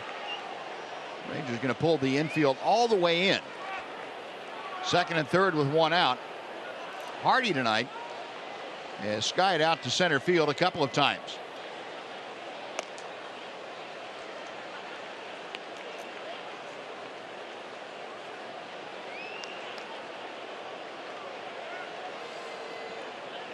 Hamels working from the stretch with runners at second and third. And missed with that changeup. 2-0. You got to be careful with a guy like Hardy. If you trying to pitch around him and decide you're going to throw an off-speed pitch when you're behind, you very likely can look for it. Desmond can't make the play. He short hops it. Davis will score. On to third goes Wieters, and J.J. Hardy with an RBI single makes it a 3-1 Baltimore lead. And that is going to do it for Cole Hamels. So J.J. Hardy, an RBI base hit, his 6th run driven in this year, gives the Orioles a 2-run advantage here in the 6th inning. And Cole Hamels finished for the night after 5 1/3. So a pitching change underway here at Globe Life Park. Tom Wilhelmsen coming in from the Ranger bullpen. We'll tell you about Tom when we come back right after this timeout.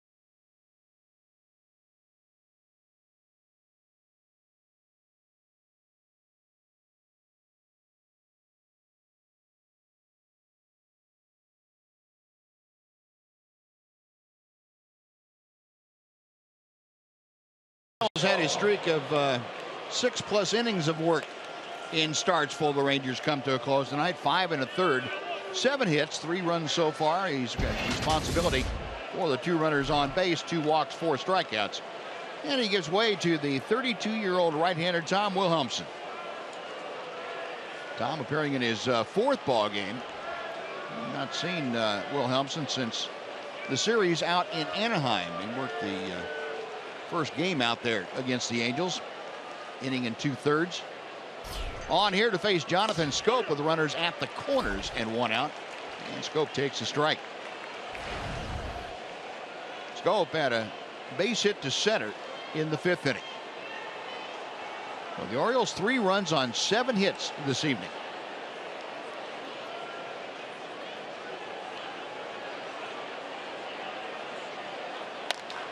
Double play ground ball. Elvis to Odor. Back to Moreland. 6-4-3. 15th double play of the year turned by the Ranger defense. And Wilhelmsen is out of it without any further damage. A run on 2 hits, 1 left. It is 3-1 Baltimore.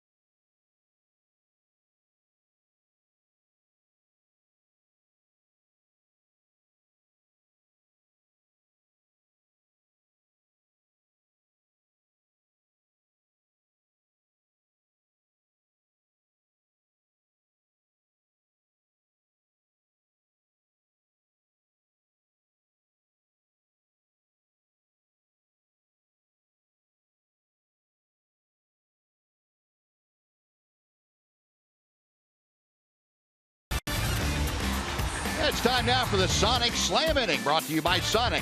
Tonight's jackpot is worth $700 and dinner for 2 at Sonic Drive-In. If a Ranger hits a home run during this inning, Julie Coleman from Victoria will win $700. And if a Ranger hits a grand slam this inning, Julie is going to win $25,000. You can register at any participating Sonic restaurant. Well, the Rangers could use a couple slams. Nomar Mazara, Prince Fielder, and Adrian Beltre. So hang on, Julie. I think you've got a shot with these hitters coming up in the middle of the Ranger order. And there's a shot to the gap in right center field. It is going to go to the wall, and Mazara, steaming into second, is going to put the brakes on. Oh, Nomar with the Mazzaras in attendance. Mom and Dad, and we've had a lot of family gatherings lately. Up in Seattle with. That's still one of my favorite things to watch, is the reaction of the mom and dad.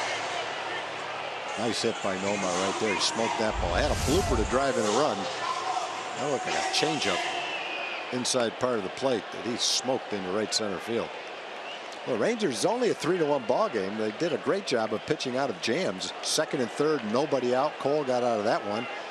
Tom Wilhelmsen got a double play grounder, 1st and 3rd, and 1 out. So Rangers are hanging tight. It's only a 2-run game. And Prince Fielder pops it up. Schoop, the second baseman, is backpedaling. Well, Prince pops out on the first pitch he sees. Now Adrian Beltre will face Tillman. Prince a little frustrated with his 3 at bats tonight. He's got that look on his face like, you've got to be kidding me. Well, he was trying to pull the ball. so that if he did hit a ground ball, he'd get the runner over. He just tried to pull it, got underneath it, and ended up popping it up. Beltre tonight has flied to deep center and flied to right. 0 for 2. Batting average now at .293. Here's a base hit to center field. Mazzara is going to be held at third base as Jones got to the ball quickly. Adrian with a base hit. First and third with one out. Mitch Moreland coming up.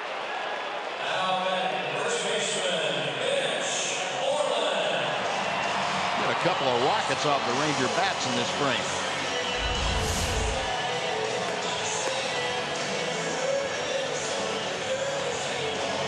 Hit that ball so hard that Mazzara couldn't score from second. Spike Owen went all the way down the line, looked at it as long as he could, and then had to hold Mazzara up. Wasn't an exceptionally strong throw, but he got it in quickly. All right, Mitch, here we go. Be a great time for Mitch's first home run, and Julie Coleman down in Victoria would not mind that. Win her $700 in our Sonic Slam inning. Ball one. Mitch tonight is lined to right field and fouled out to third.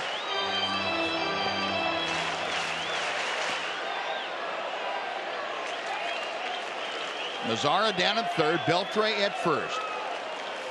Rangers trailing 3-1 at the moment.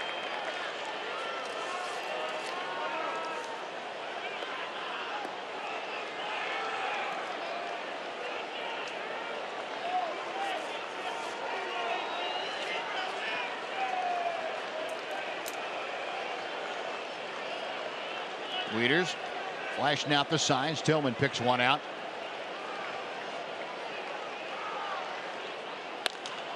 And Moreland gets it high in the air down the left field line. Long run for Rickard. It's going to fall for a base hit, and it gets by Rickard. So that allows Beltre to go to third, into second, as the Rangers decide to use a blooper or two.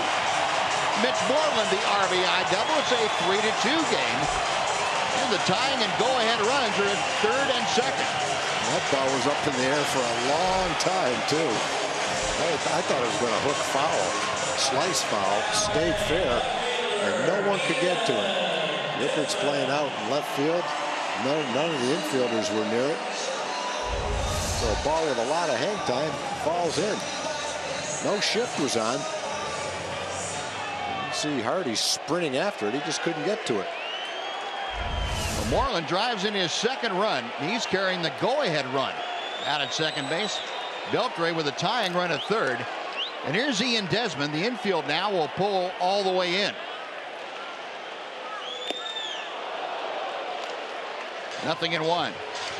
A great spot for Ian to bust out of an 0 for 16. Michael Gibbons loosening now in the Oriole bullpen.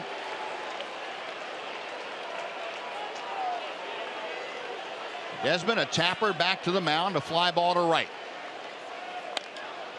Gets fisted. That's going to get the job done. Davis has no play as he looked at Beltre coming down the line and couldn't get the ball out of his glove. And on a little squibber in the infield, Ian Desmond gets the ball game tied at 3. Well, Rangers hit a couple of ropes to start it off, and then a blooper and a little jam shot that Chris Davis couldn't make up his mind. He thought he might have a play at the plate, but Adrian got a good jump. Turned out he didn't have a play at the plate, and then it turned out he didn't have a place anywhere. Watch Adrian at third base. He gets a good jump. Davis thinks about it. Might as well have thrown it. He had no other play. Adrian's going to say after the ball game, that's what speed does for you, right? So Ian Desmond snaps an 0 for 16 with that infield single, gets the ball game tied. And still with one out now, the Rangers have runners at first and second. And Rougned Odor coming up. You know, but it's not speed. Obviously, Adrian doesn't have the speed that he used to have, but it was good base running because he got a good jump. Yep. You know, he could have stutter stepped and stayed there. He could have waited and got thrown out, but without a big jump at third, as far as a lead goes, Odor going the other way. It's hit into the corner. It's down. Moreland will score. Here comes Desmond. Here comes the throw. He's safe. Into third goes Odor. The Rangers have the lead at 5-3.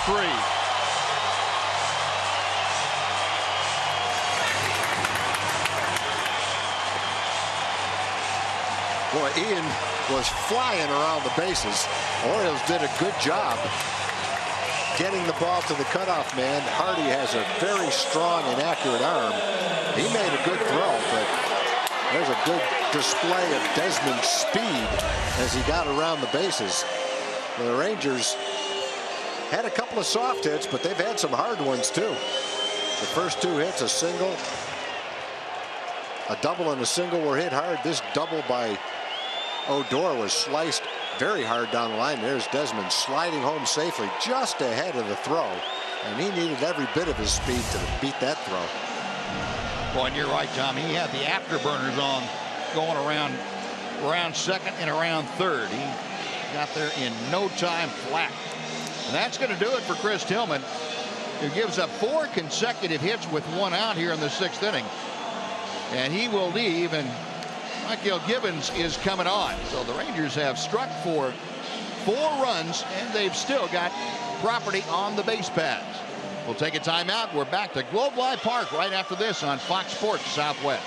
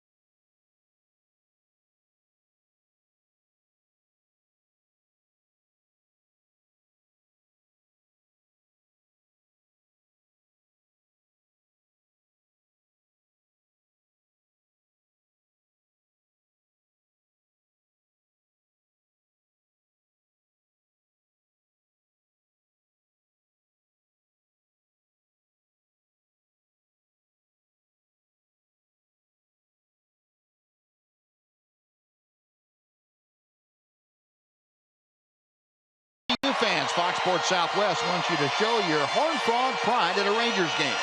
Get discounted tickets for tomorrow's game against the Orioles, and the first 2,000 fans with a TCU ticket at the park get a free Rangers cap in TCU colors.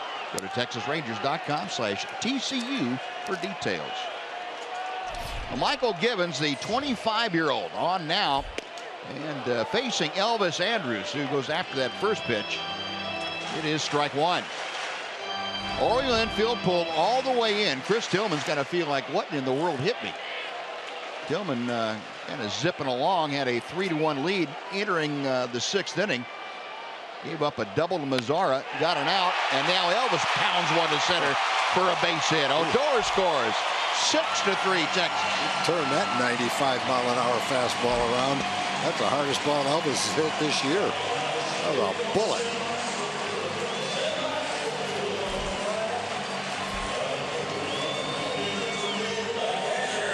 Well, the Ranger offense came to life here in the 6th inning. Man, that was a quick strike offense, too. Boy, he turned that fastball around. Inside part of the plate. Smash. Gibbons tried to catch it. He didn't flinch at all. Got his glove up.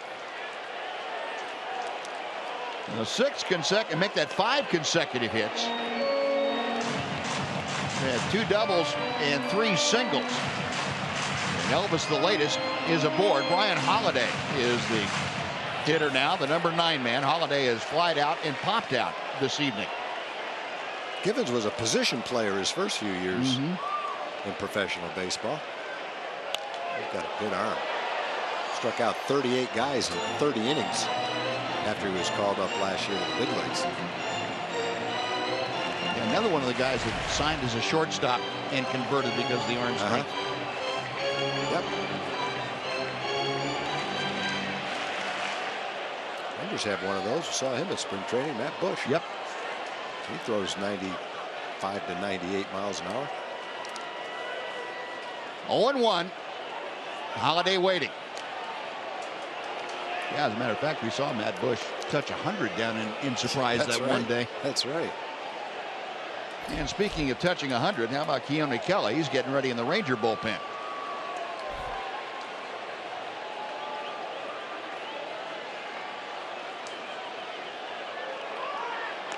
Givens working on Elvis over there at first base.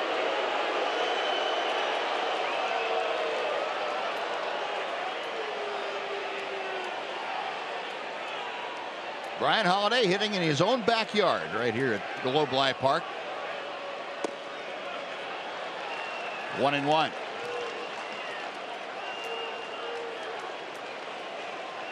Well, Elvis, the RBI single, and he now has 6 runs driven in this year.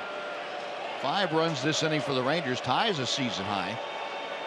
Did that in Seattle this last road series. Elvis off to a good start. Walk and a hit, scored a run, drove in a run. Came into the game hitting .357.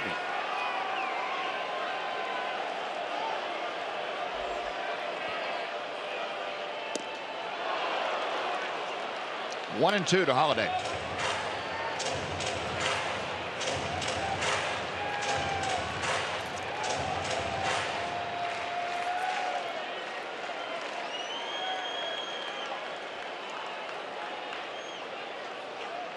Still just 1 out here in the 6th inning. Elvis the lead from first.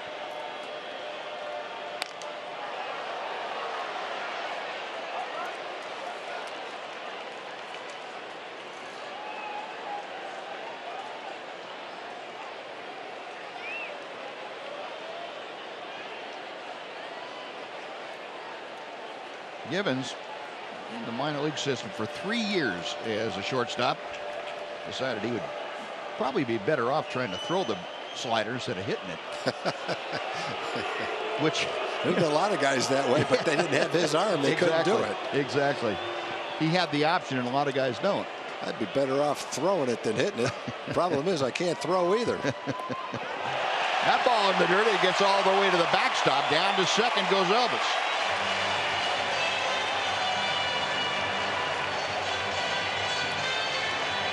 Weeder's trying to backhand that, and it got by him. Givens gives up the wild pitch.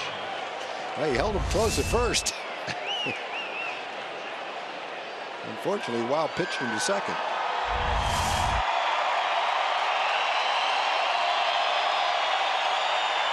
And the crowd has come to life along with the Ranger offense. There we are, enjoying this outburst. 3-2.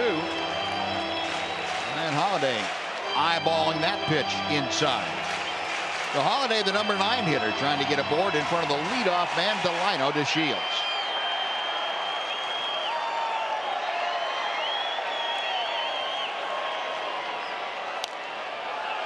Popped up, way up in the air, coming back Matt Wieters, but that's back about 7 rows.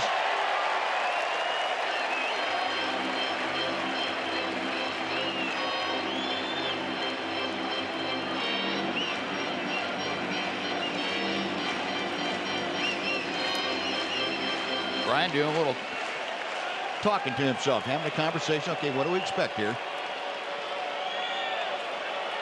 I'm going to get it, and here's how I'm going to attack it.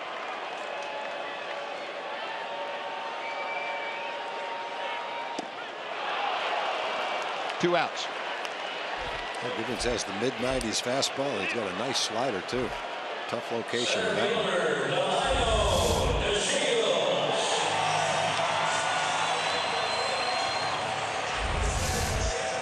Just the second strikeout by Orioles pitching tonight.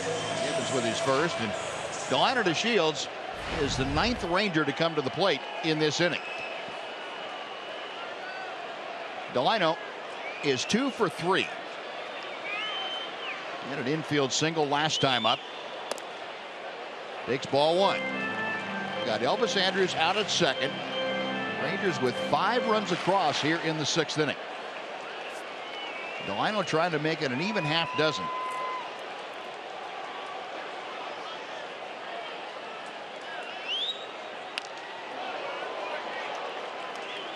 One and one. We talked about it on the road trip, and the Ranger offense showed signs at times against the opening series in Seattle. When they got on the road, though, they were showing more and more signs. It finally broke loose the 3rd game against the Angels and just kept it going. Starting to get timely hits, starting to draw more hits. They had 14 hits in that 3rd game against the Angels, and they found a way to get it going. I guess it's contagious. Get a couple guys going, and everybody else wants to join the party.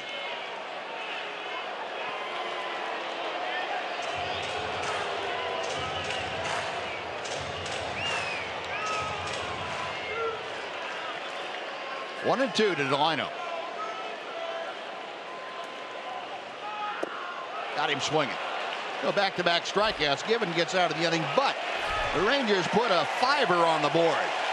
5 runs on 6 hits. They strand 1 after 6. It's the Rangers 6 and the Orioles 3.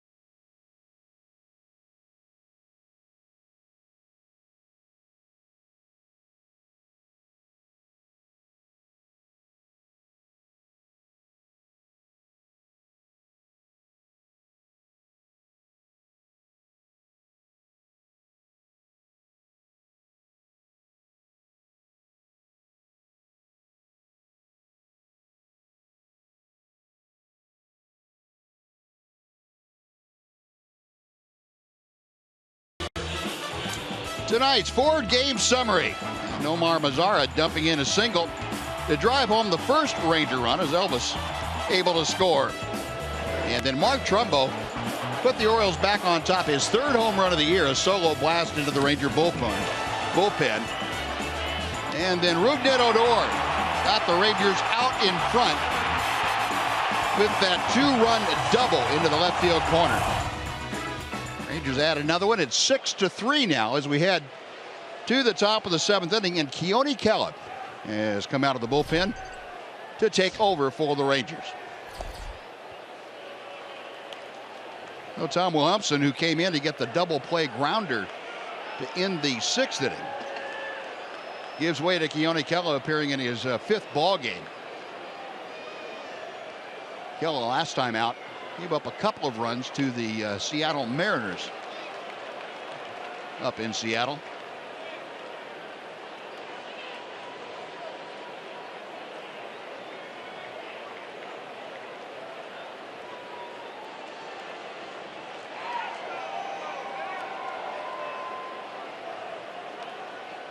Kela working to Nolan Reimold.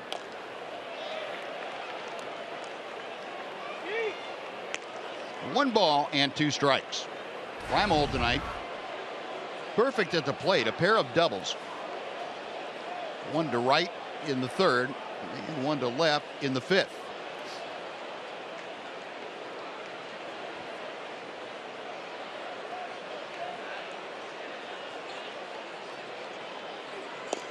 Got him swinging. Good breaking ball. Boy, he's got a good overhand curveball.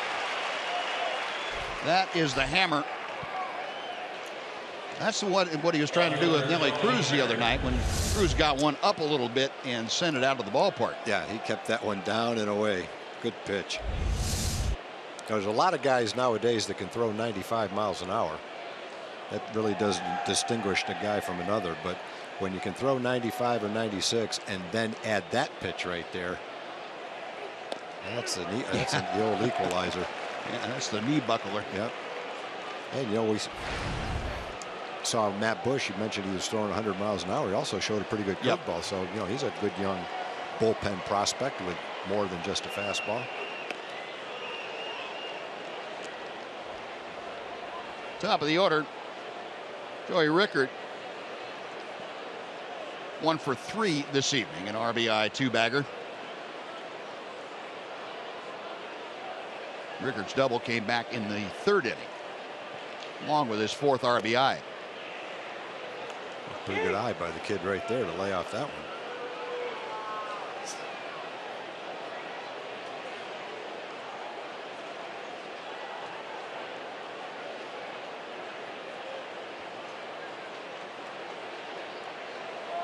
The 2-1 pitch on the way.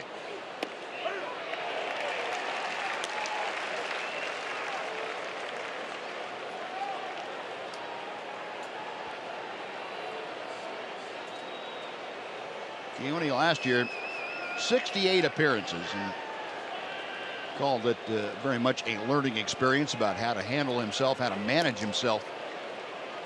By far and away the most that he had ever pitched in one year. Not only appearance-wise, but innings-wise too. He said it was always something new to learn about himself.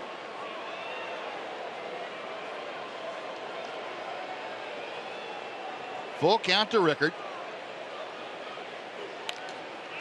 And we'll try the 3-2 again. Rickard trying to get aboard with 1 out. Manny Machado, the 3rd baseman, waiting to be next.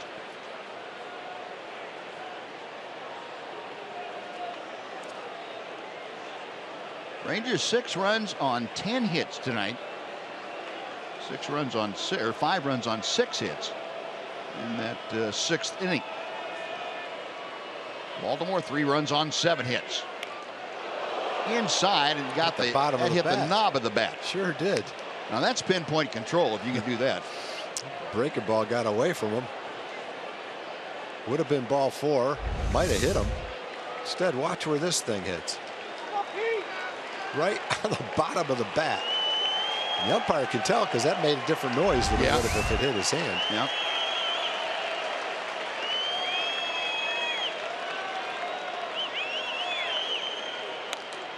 And another foul ball.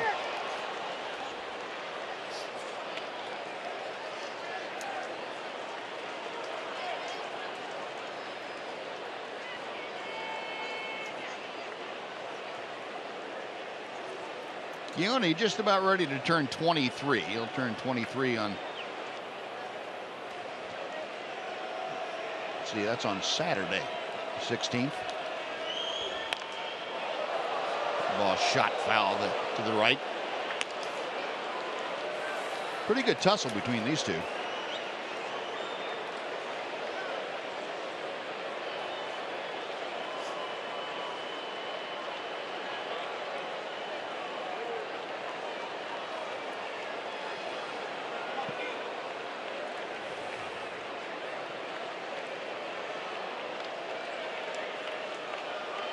Kellis setting for another 3-2 pitch. Call strike 3. At the top of the strike zone. And Rickard took it for out number 2. Now let's take a look at tonight's Jimmy John's delivery of the ball game. Second and third, nobody out. Key part of the game. Cole gets a strikeout, a ground out, and a strikeout. Second and third, nobody out, gets out of the inning. First and third, one out. The next inning, Tom Wilhelmsen gets the ground ball double play to get out of an inning. So you kind of look at that, Buzz, as maybe a subtle key to the game. In spite of the offense that the Rangers showed in the 6th inning to get 5 runs, it's a different ball game if Cole Hamels and Tom Wilhelmsen don't snuff out those rallies in the middle of the ball game. Yeah, that 5-run rally might not have caught you up if that had gotten out of whack earlier. Yeah, and you don't know exactly what would have happened, but if they scored a couple of runs there and had a 5-1 lead instead of a 3-1 lead, maybe Tillman makes different pitches. You don't know exactly what would have happened. But it definitely was a key part of the defense tonight. The pitchers being able to get out of those jams. Now, Machado at first with the base hit, and that one glanced off the bare hand of Keone Keller right to Rougned Odor. Goes 1-4-3 on the putout. Keone smiling, so no damage done. No runs, a hit, 1 left. We'll take the stretch in Arlington. 6-3 Rangers.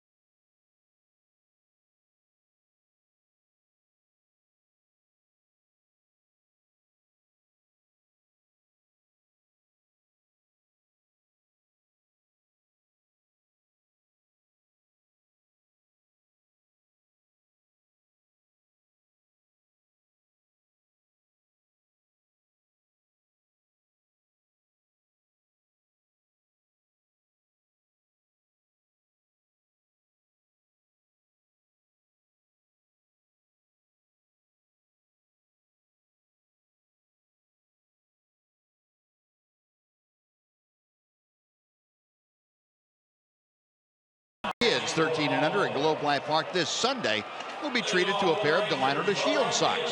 That's courtesy of Powerade Zero. Bring the whole family on out here to Globe Life Park and watch the Rangers take on the Orioles. It's the first Sunday matchup of the season. You can visit TexasRangers.com or call 972 Rangers to get your tickets.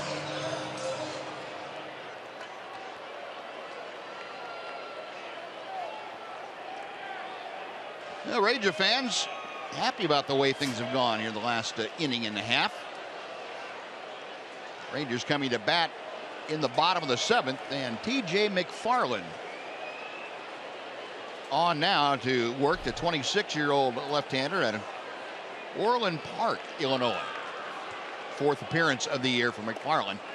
Part of that bullpen that's really done a good job, as Tom told you, for these Baltimore Orioles. Their bullpen up among the league leaders in ERA. They're down about 160. Going the other way, Mazzara skies to left field, so Nomar now 2 out of 4 after that fly ball out. Bring up Prince Fielder. Well, he's been right in the middle of the rallies the Rangers have had. He started one drove in a run in the 3rd, and then started one with a double. A couple of big hits. We haven't had a big sample of Mazzara hitting against left-handers, but a few at bats, and well, it sure looks like he's got a chance for a left-handed hitter to be able to handle left-handed pitchers pretty well. I wouldn't envision that as a problem either. Now with nobody on, the Orioles going to a shift. T.J. McFarland, not quite the fastball of some other Orioles we've seen tonight. So they'll play Prince Fielder well around to the right in the overshift. Prince has flied out, popped out, and grounded out. 0 for 3 tonight.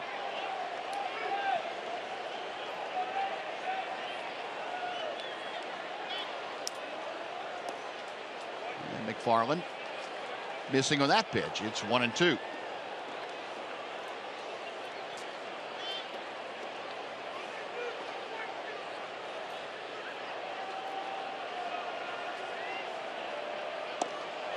Got him swinging.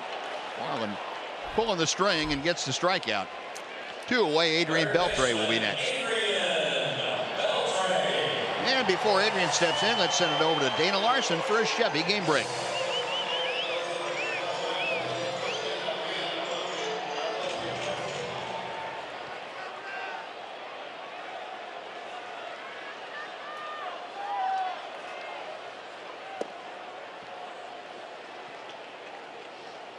All right, Dana, thank you. Well, the experts said Kansas City couldn't do that again this year, just like they did last year. Yeah. It looks like they're off to a pretty good start. They're 7-2 now. The Astros won the first game of that series, and the Royals came back and won the rest of them. And Beltre had a big single and a run scored in that 5-run outburst last inning. Adrian 1 for 3. That average now at .310 as he faces McFarland. Back into the seats. 2-1.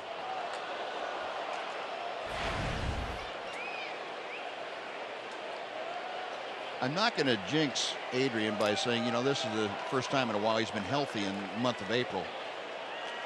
But it is. Well, it's good to see. I think Adrian would agree with you on that. Probably feels good to feel the way he does. And ever since spring training, in the last couple of years, he's had leg problems in spring training. They've kind of carried over. And this year, he went through a camp with no major problems. And that's a nice feeling for him to have. 3-2 with 2 outs. So Beltre trying to extend this 7th inning. Mitch Moreland in the on-deck circle.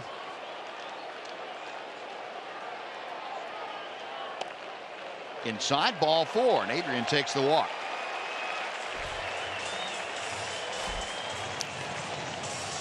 Well, 1 on 2 out. Here comes Mitch, and Moreland got the scoring opened in that 6th inning with a double. He lofted a towering fly ball down the left field line that fell in maybe 4 or 5 feet into fair territory and out of the reach of all the Orioles that were in pursuit. So Mitch now with a couple of RBI this year.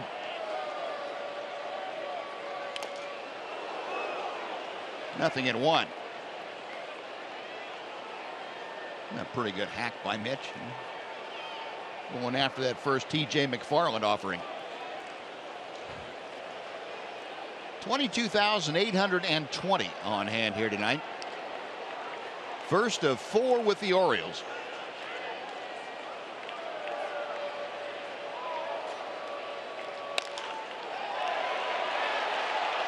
Hardy ranging way over past where the second baseman usually is and throws out Mitch. So side retired, no runs, no hits. The Walker left stranded.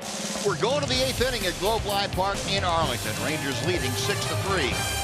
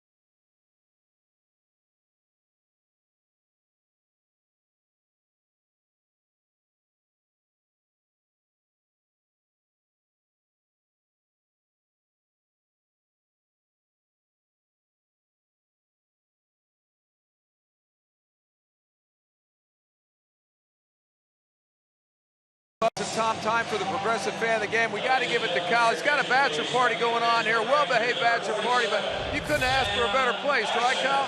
Couldn't rather be at a better place than a Ranger game, celebrating my very well-behaved bachelor party with my nephews, best friend, my dad, my brother-in-law, having a great time.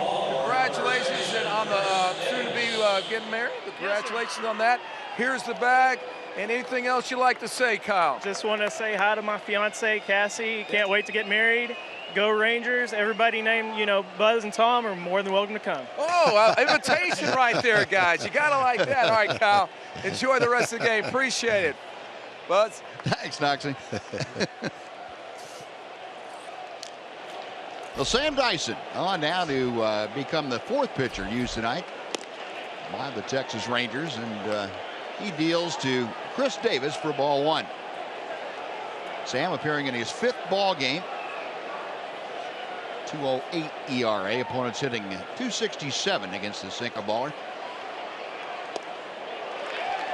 Pulled the string. And the count evens at 1-1. Well, Sam's secondary pitches are looking better and better. Slider and a changeup.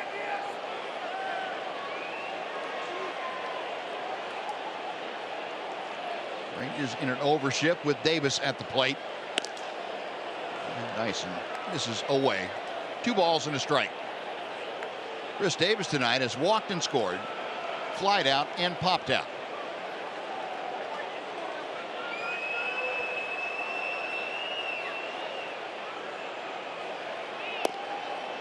Going inside, 3 balls and a strike. Now Davis leading off the 8th inning for the Orioles. He followed by Mark Trumbo, the designated hitter.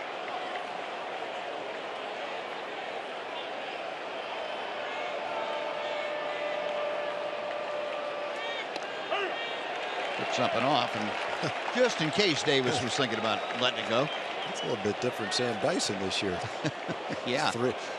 Leading off an inning, 3-1 off speed pitch for a strike. It's pretty good. Pretty sure Chris wasn't looking for it. Just missed, down and away, ball 4. And Davis aboard with a leadoff free pass. Now Mark Trumbo coming up. Sam Dyson, the 27-year-old, the Tampa Bay area, went to Jesuit High School in Tampa. Came over to the Rangers from the Miami club last year, the Miami Marlins. Fires a strike here to Trumbo. Mark Trumbo 1 for 3 tonight with that right center field home run into the bullpen. His 3rd of the year. He now has 6 RBI.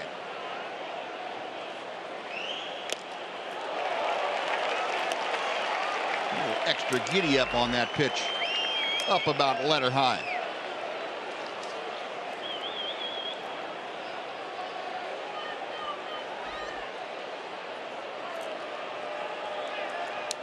No balls and 2 strikes.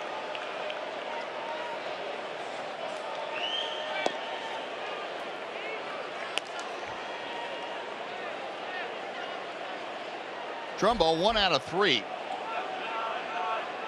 Brad Brock, the right-hander in that Oriole bullpen, is ready. Another slider that's down and away. 2 balls, 2 strikes now.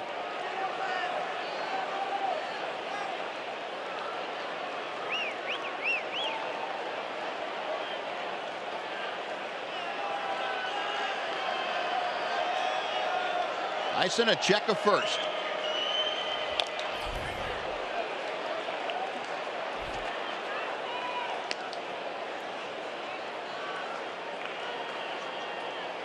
You would think Sam Dyson would be a pretty good candidate to serve up a double play ball. Yep, he would. And I think I shorted the Rangers 1 double play that when they turned behind Tom Wilhelmsen was their 16th of the year. I think I said 15th. He gets a strikeout here, and that is the first out here in the 8th inning. A guy with a changeup. Oh, Trumbo retired. And Matt Wieters now will come up and bat from the left side of the plate. There were games last year where Sam came in and threw nothing but 97-mile-an-hour sinkers, just powered past the hitters. Not that he can't do the same thing now, but he's also featuring a really nice slider, a good changeup. Trumbo with it.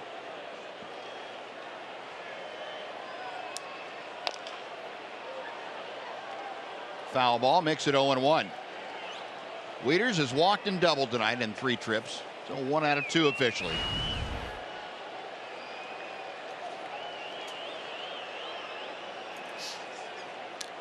Wieters and Dyson have not faced each other in the regular season.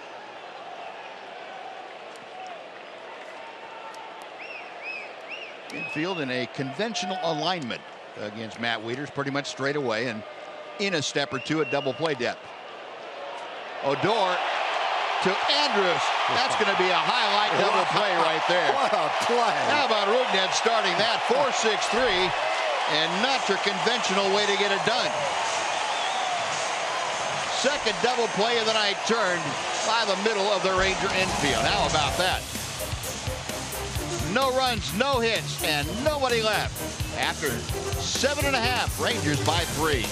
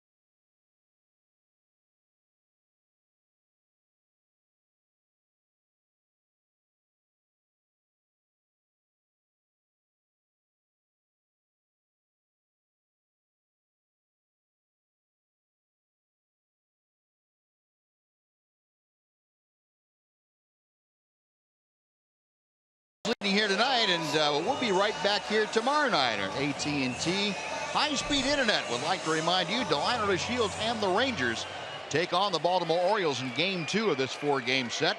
It's Jackie Robinson Day out at the ballpark here tomorrow night. Adam Jones and the Baltimore Orioles in town, and Jones .315 career average here at Globe Life Park. So everybody wearing 42 tomorrow night. Very nice. Brad Brock, the new hurler, on now for the Orioles. I understand the Ken Burns special is absolutely outstanding. Is it? Yeah. My wife watched it while we were gone and has it taped. Can't wait to watch it. She said it was tremendous. Ian Desmond starting things off against Brock. 1 ball and 1 strike. Brock, a 30-year-old out of Freehold, New Jersey. It's hard to imagine anything by Ken Burns wouldn't be outstanding. Everything yeah, you're right. he's done has been great.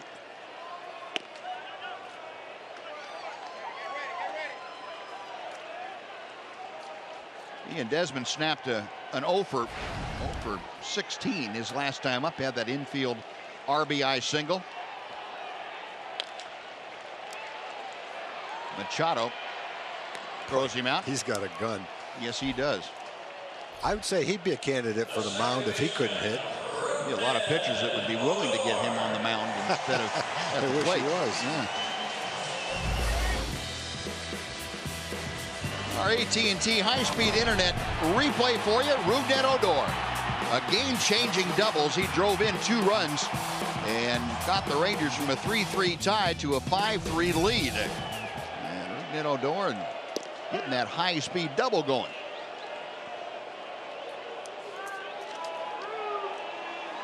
That double, 1 of 2 that Odor has tonight. He is 2 for 3. He has scored a run. He's driven in the runs. Odor now with 8 RBI. That's 3rd on the ball club behind Prince Fielder and Adrian Beltre.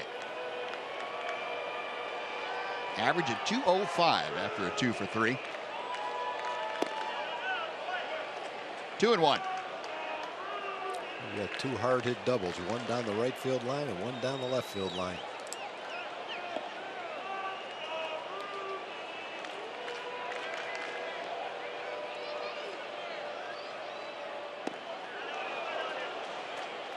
Two balls and 2 strikes.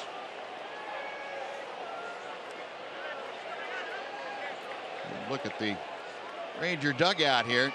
A little bit subdued, but believe me, about 10 minutes ago, that thing was jumping up and down when they were scoring against the Orioles. And Odor gone as Brock heating it up. 96 and gets his first strikeout, out number 2. Brock turning into a very, very good reliever. He's pitched 6 innings now, hasn't given up a hit. Here's Elvis, who is 1 for 2 officially. He has driven in a run with a base hit. He's also walked and scored tonight. Yeah, Brock very much a key member of that bullpen for the Orioles last year, too. Machado across the diamond to Davis, and that'll do it. So Brock has a 1-2-3 inning. Rangers gone. We're going to the 9th inning. It's the Rangers 6 and the Orioles 3.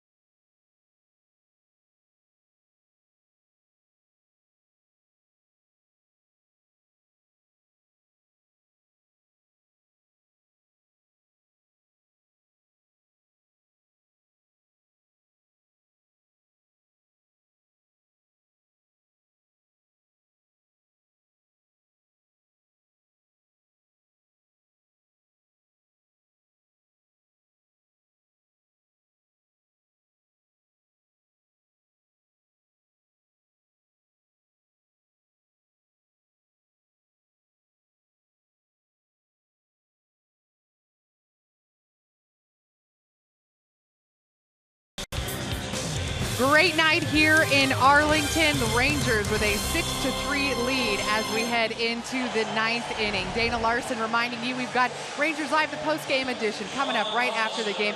If you missed that 6th inning, no worries. We're going to have a complete recap of that pivotal inning in this game for the Rangers. We'll hear from Cole Hamels, from Jeff Bannister, Mark McLemore, and Pudge Rodriguez here with their expert analysis as well. So stay with us right after the ball game. It'll be Rangers Live, the post-game edition. Buzz and Tom, back to you. All right, Dana, thank you. And it's Tolly time here at Globe Life Park. Sean Tollison on. Tollison appearing in his 5th ball game. He has 2 out of 3 this year and 37 out of 39. Make that 40 in his term as the Ranger closer, which started last May 20th. J.J. Hardy leading off the top of the 9th inning. It's the bottom third of the Oriole order. Hardy tonight 1 for 3 with an RBI single. Tollison, the 28-year-old out of Allen, Texas, deals just a little bit low and outside.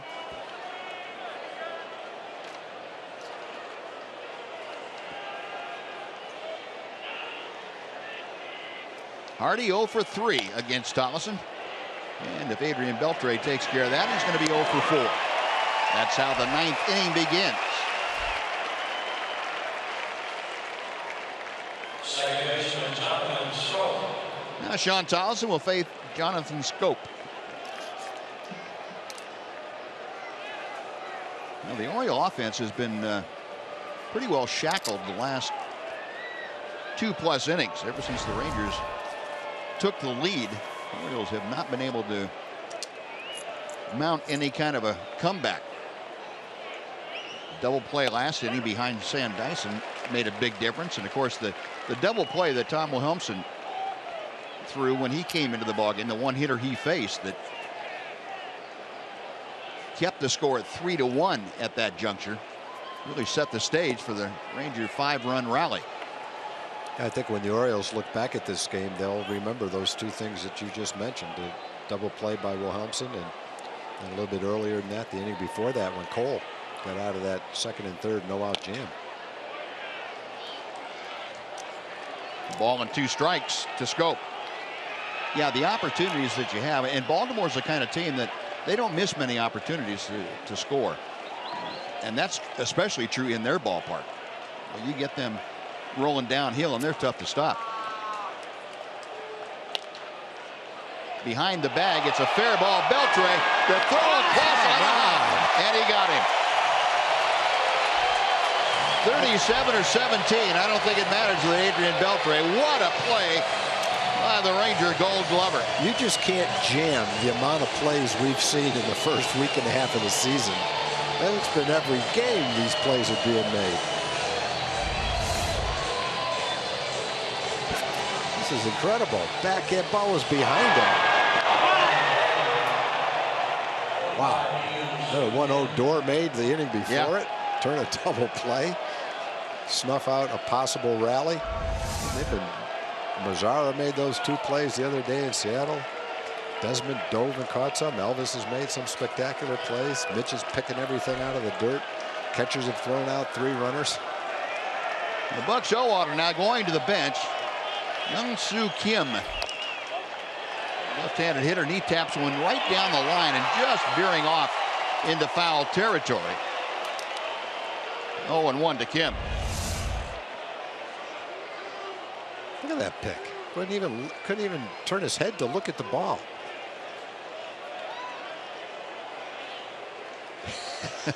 Yep, that is Adrian Beltre. Has been doing it for 18 years. Boy.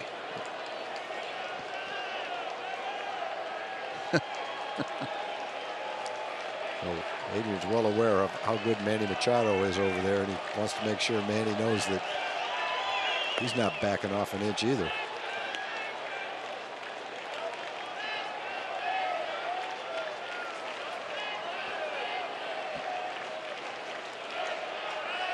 Kim 0 for 2 on this road trip so far. That's the second stop for the Orioles. Played 3 in Boston, and Sean Tollison now out in front of the count. 1 ball and 2 strikes. Crowd now rising to their feet. 22,820 applauding the Rangers and Sean Tollison. See if they can't close this out right here. Just missed down and in.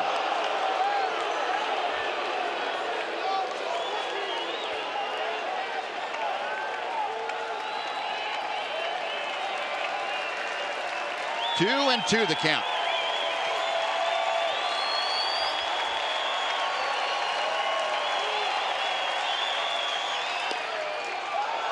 Three and 2.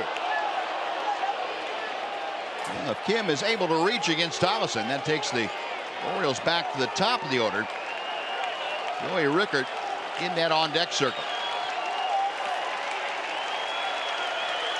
Tollison with the payoff pitch. Base hit to right field. Now Kim coming through with a pinch hit single to extend this ball game here in the bottom of the top of the 9th. And now Rickert will get his 5th at bat of the evening.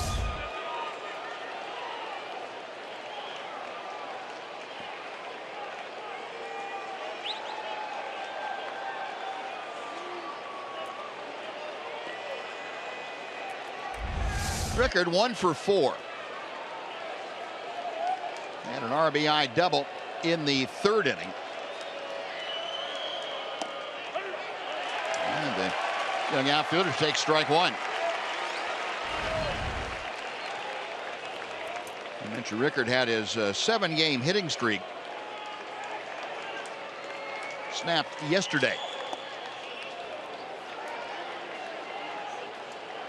First player in franchise history to open up a career at the major leagues for the Orioles with a 7-game streak. One thing you look at with the Orioles every time you play them is if you've got a lead, you look at trying to keep the tying run off the plate from the plate, because they've got so many guys that can hit the ball out of the ballpark. One swing of the bat, you let that tying run to the plate, it can come back and hurt you. Not this time. Odor to Moreland, and that is a winner.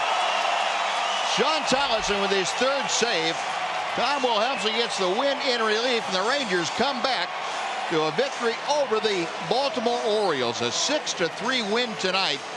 And what an important way to start this homestand. You've got Baltimore for 4.